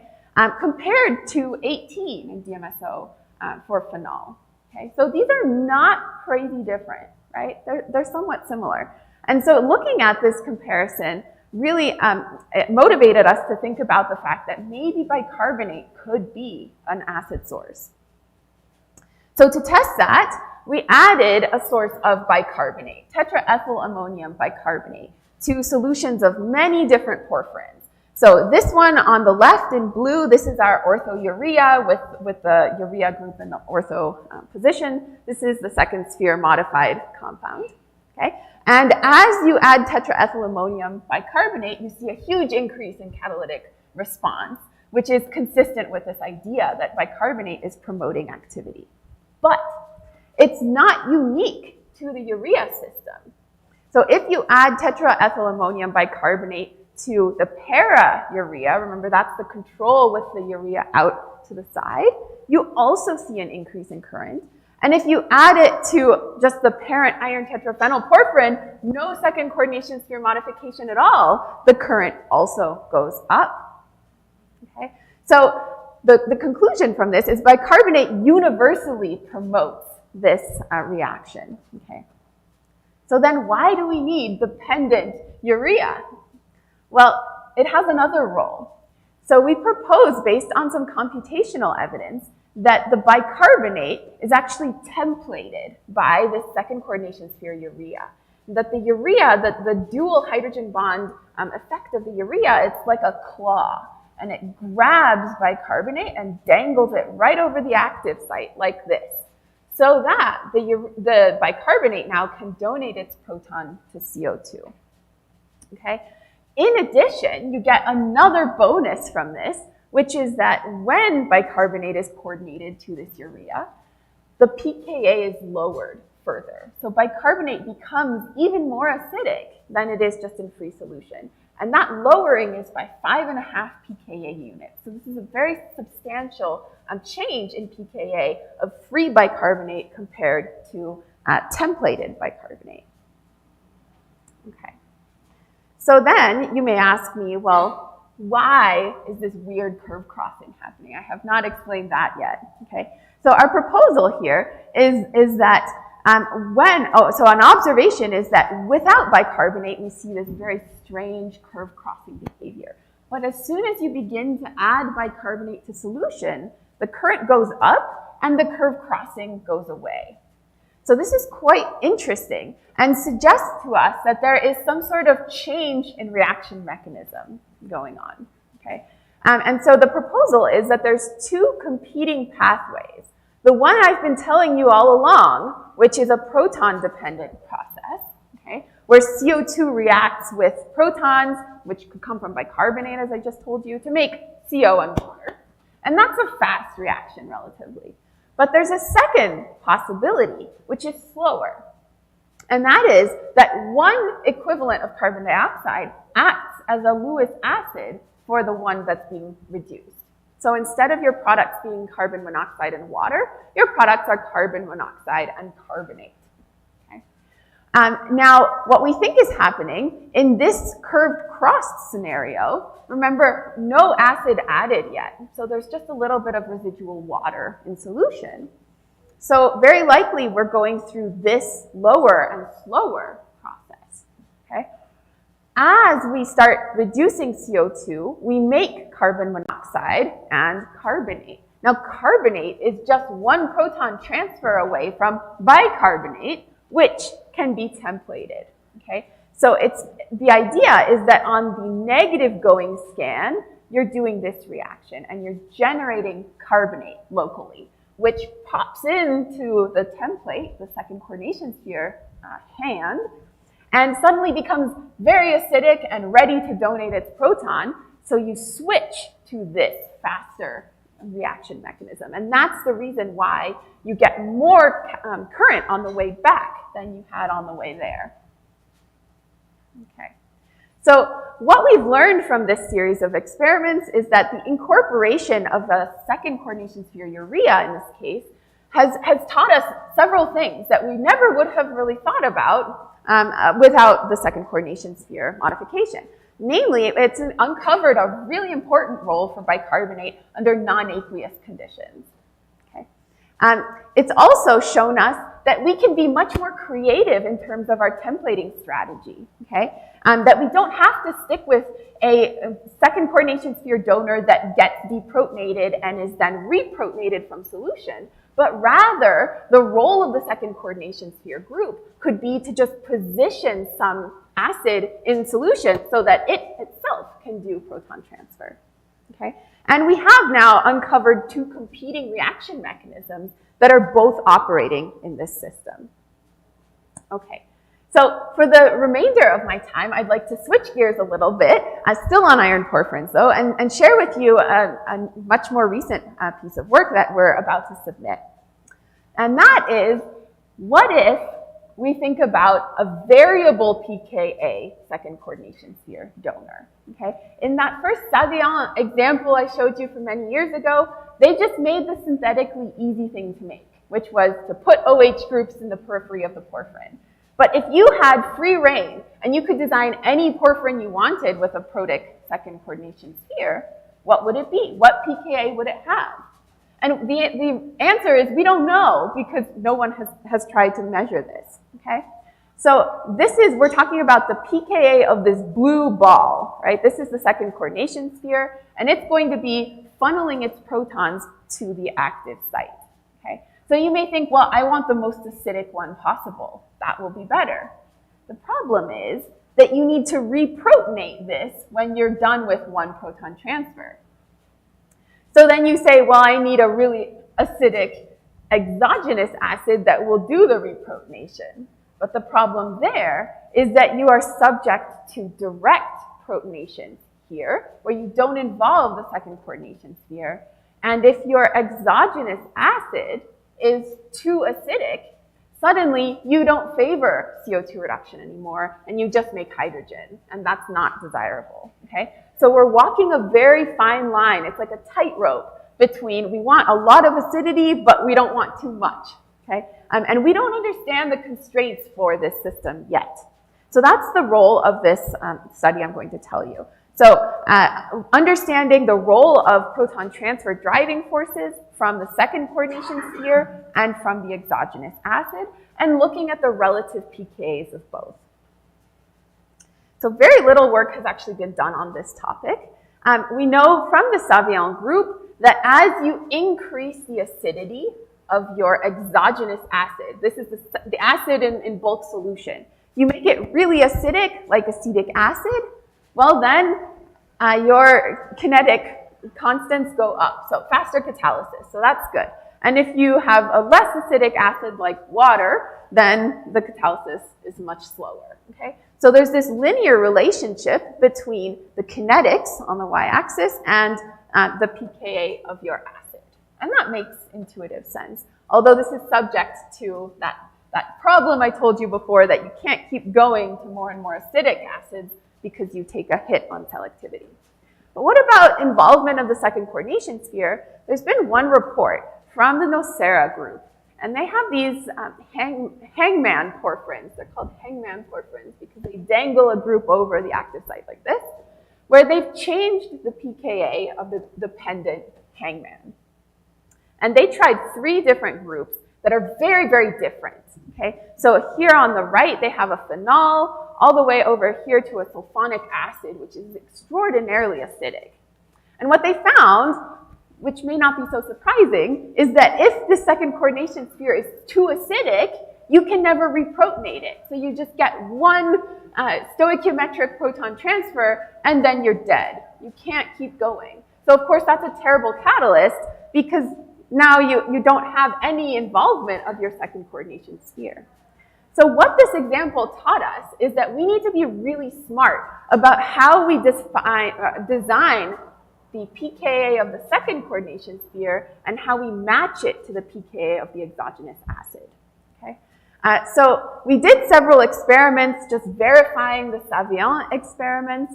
We tried a variety now of phenols. So here this is just the Hammett effect, where if you put an electron withdrawing group on a phenol, you make that phenol more acidic. If you put an electron donating group on the phenol, you make it less acidic, right?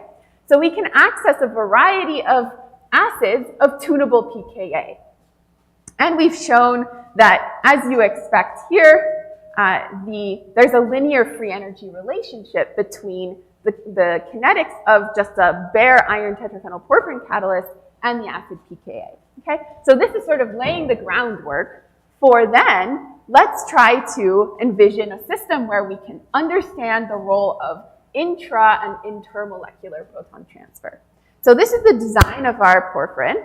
We have an electronically consistent environment. That's really important, that our porphyrin's electronics are not changing, because that could impact the catalytic activity. But what we are changing is the acidity of this NH group right here, okay? And we do that through this peripheral tuning, just in the same way as we changed the phenol pKa, we can change the pKa of our amide, okay? And so in the interest of time, I'll skip through the synthesis, but if you'd like to ask me questions, I'm happy to go through this later. Okay? And what we found out is, upon making 4 different variations of this, we can check that their electronics are indeed very, very, very similar, basically the same, okay? So goal 1 is satisfied. Our system is good on the electronic front. And we can also measure spectrophotometrically the pKa of the pendant group, okay? And we see that we're spanning a pretty interesting range here. That's close to that of phenol. So the most acidic pKa is around 17, the least acidic 20, okay? So having this whole series of complexes in hand, we can begin to play with them. And so the games we played, we took one second coordination sphere modified porphyrin and looked at it in combination with one acid at first, okay? So you can see all the trends you might expect, that the more acid you add, the higher the catalytic activity gets. This is all first order, so we can understand the kinetics, we understand the rate laws, and it's all a very well-controlled system. Now, in the presence of different acids, but the same second coordination sphere group, we can find what we'd expect to see, right, is that the kinetics improve as your exogenous acid gets more acidic, okay? So that's what this line is representing. But now we can do a whole matrix combining each second coordination sphere modified group with each exogenous acid. And that's where things really get interesting, okay? So we can get these families of curves that are showing you how the overall catalysis on the y-axis changes as a function of the difference in pKa between the exogenous acid and the second coordination sphere, okay? And that's this value here.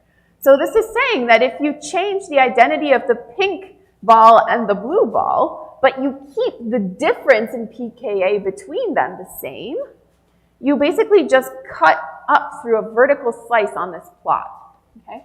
And what you can see here from this plot is that the kinetics are dependent on both factors. They're dependent on the choice of your exogenous acid as well as the second coordination sphere, okay? So I'll just skip ahead because I'm running a little slow here. But one thing I think is really extraordinary about this system is that we can now get access to some really fundamental chemistry. So we can do variable temperature cyclic voltammetry. This gives us kinetics as a function of temperature. And this allows us to use the Eyring equation to extract out parameters of the transition states that are involved, okay? And to just summarize this quickly, what the most salient feature is this change in transition state entropy, okay? What this tells us is that there's a really interesting correlation here between enthalpy of the transition state as a function of the second coordination sphere pKa, and entropy, except for one of these points. One of them falls off this line for deviation, okay? And this is really interesting because it sort of explains some of our results from a previous slide, which are quite baffling as to why this least acidic second coordination sphere group does not align with all the trends. Okay, so where does this leave us? Well, the conclusion is that the least acidic second coordination sphere catalyst here has the most ordered transition state from this Eyring analysis, okay? The most negative delta S double dagger. And we think that's a function of the fact that it is more highly solvated. So here these orange S's represent solvent molecules that are solvating the transition state for the less acidic pendant, okay? And it's reversed for the more acidic one. And our exciting next hypothesis that we're looking to explore going forward is whether this could be a result of synchronous versus asynchronous proton and electron transfers. That basically in the less acidic molecule, you have more negative charge buildup at this carboxylate because the proton transfer is more sluggish since it's a less acidic group. Okay. So to summarize, I've told you two stories here, one of the second coordination sphere urea and one of the second coordination sphere tunable amide.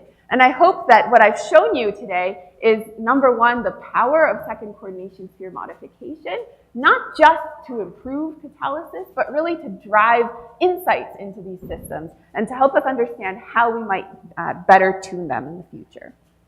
And with that, I'd like to acknowledge the people who did the work, as well as these funding agencies. And please, I'm happy to take any questions you may have.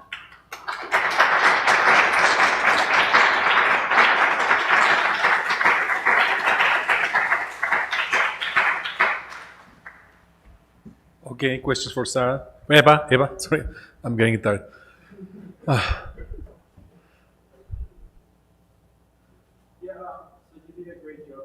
Diego. Sorry about that. Yeah, you did a great role explaining the role of the pKa of both the exogenous acid and the second coordination acid. But it seemed like by the end of your talk, you were getting to a point where it seems like the mass transport of your different analytes start to be a third component, or I don't know what number of component. Like I don't want to say hydrophobicity because I know this is not in water, but I guess how does the acid gets there, and if somehow, I don't know, the chlorine groups prevents or promote that movement of acid? Yeah, it's a very interesting question. So mass transport. So when we're looking at these cyclic voltammetry experiments, so maybe I'll just mention quickly how we get these numbers. So my explanation was very sort of fuzzy, right? I told you higher peaks, more current means better catalysis, and less is worse. But we're much more quantitative than that, as you can probably imagine. So we're getting log of kcat values here. These are all derived based on an analysis of the cyclic voltammograms. And so how we analyze these is we basically look in this early region of the catalytic wave. We analyze the current versus potential response. And we do this because at this early stage of the catalysis, we're not so limited by mass transport or by depletion of substrates or by inhibition from products or things like this, okay? So this is the sort of best region to extract kinetic information from rather than peak currents, or you can see that there's a lot of inhomogeneity here in terms of the catalytic response. So yeah, I would say that our experiments here, at least the values I'm presenting, are not influenced by mass transport as a function of where we're getting the data from. But in a sort of bulk system, right? If you dissolve these complexes in solution and you wanted to pass a lot of current over time, then yeah, it would certainly be a factor. Then I would say it has a lot to do with the engineering of your device and how your electrode is sort of like how you're bringing solution to the electrode, how you're diffusing gas through the solution and things like this. Thank you. Thank you. if I may, maybe you can promote Canada to our students, because many are interested in the US, because we have a lot of people coming from the US, but maybe tell us a little bit about the Canadian system and how to apply. Sure. Yeah, I can certainly talk about that. So I'm familiar with both systems. So I did all of my training in the US, and so I've just recently moved to Canada. The Canadian system is similar to the US system in a lot of ways.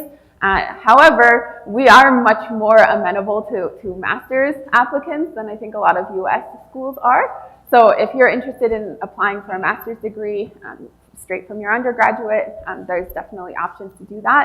There are also a lot of fellowships that are available for Mexican students to come to Canada. And yeah, I'm happy to chat more about specific questions afterwards if anyone has. And another thing I would like to add, because we're representing Canada here, both of us, is the immigration is easier in terms of if you want to stay there after you finish your PhD, which is something that you might want to do. Converting into a Canadian citizen or getting permanent resident permits is exponentially easier than getting a green card and then US citizenship. So that's the reason why our country is one of the fastest growing per capita in terms of immigration. So for scientists that want to stay in the industry sector or something like that, or stay for another reason, I think Canada is more friendly than the US in terms of coming to us. And also we don't have Republicans, right? So maybe it's not that bad. Yeah. Are there other questions? I mean, that try to put Mexican kids in the cages in the border and things like that, right? It's more friendly to Mexicans, that's what I mean. Thanks for your talk. I have just a curiosity. You show that when the branch is in position para, it's a better electrolyte versus in position ortho. But what happens if you put the branch in meta position? I'm sorry, I couldn't hear you very clearly. Sorry. You show two results with your branch, I mean the... Oh, in the first project? Yeah. Yes, okay, yep. Sorry, I'll get there eventually.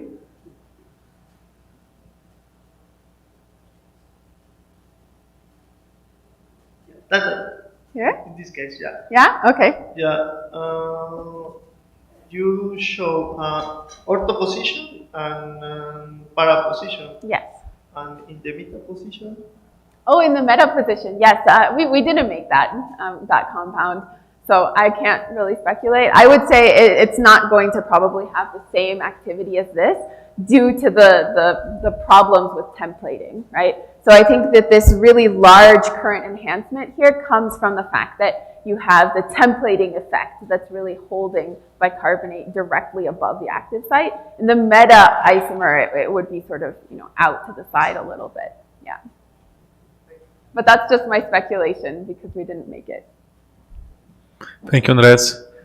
One last question, and as I said before, the whole idea of this is that you talk to Eva after that, so there's a question in the back. So intercept her, talk to her about her group, about Canada, the science, etc. So after this question, let's take it outside and keep engaging with her. Hi, I was just wondering if this bicarbonate also works with inorganic electrocatalysts. For example, copper or copper oxides or these kind of materials. Oh, it's a great question. So there's been a lot of work looking at the role of bicarbonate in aqueous systems for heterogeneous surfaces. But maybe Chibueze is the person to ask about this for materials. To my knowledge, not so much has been done in non-aqueous conditions involving the role of bicarbonate. But yeah, I think there's definitely an important role, right? That it absolutely can act as an acid in this particular situation, and why not for others, right? The pKa is certainly amenable. I think what this particular porphyrin does for us here is that it just enhances that influence, right? So because you get the positioning effect as well as the activation of bicarbonate by lowering the pKa, you sort of get all of this happening together in one particular complex.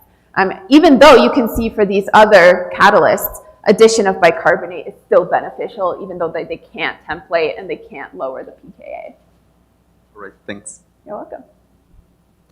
Okay, so with this, why don't we thank Professor Nichols and then continue the discussion outside. Thank you very much. Thank you. Thank you to all the speakers also as well on this session. So thank you very much. Now we move to the other auditorium for our next presentation. ¿Es 1:30 o la 1? ¿Es ahorita? 1:30.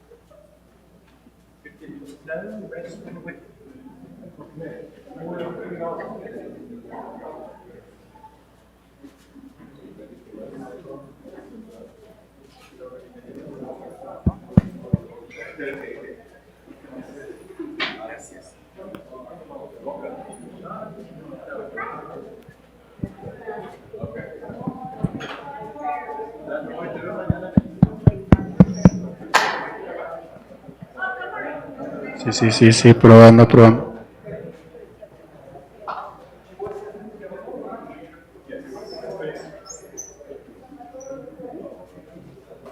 Thank you, my friend. Stay home.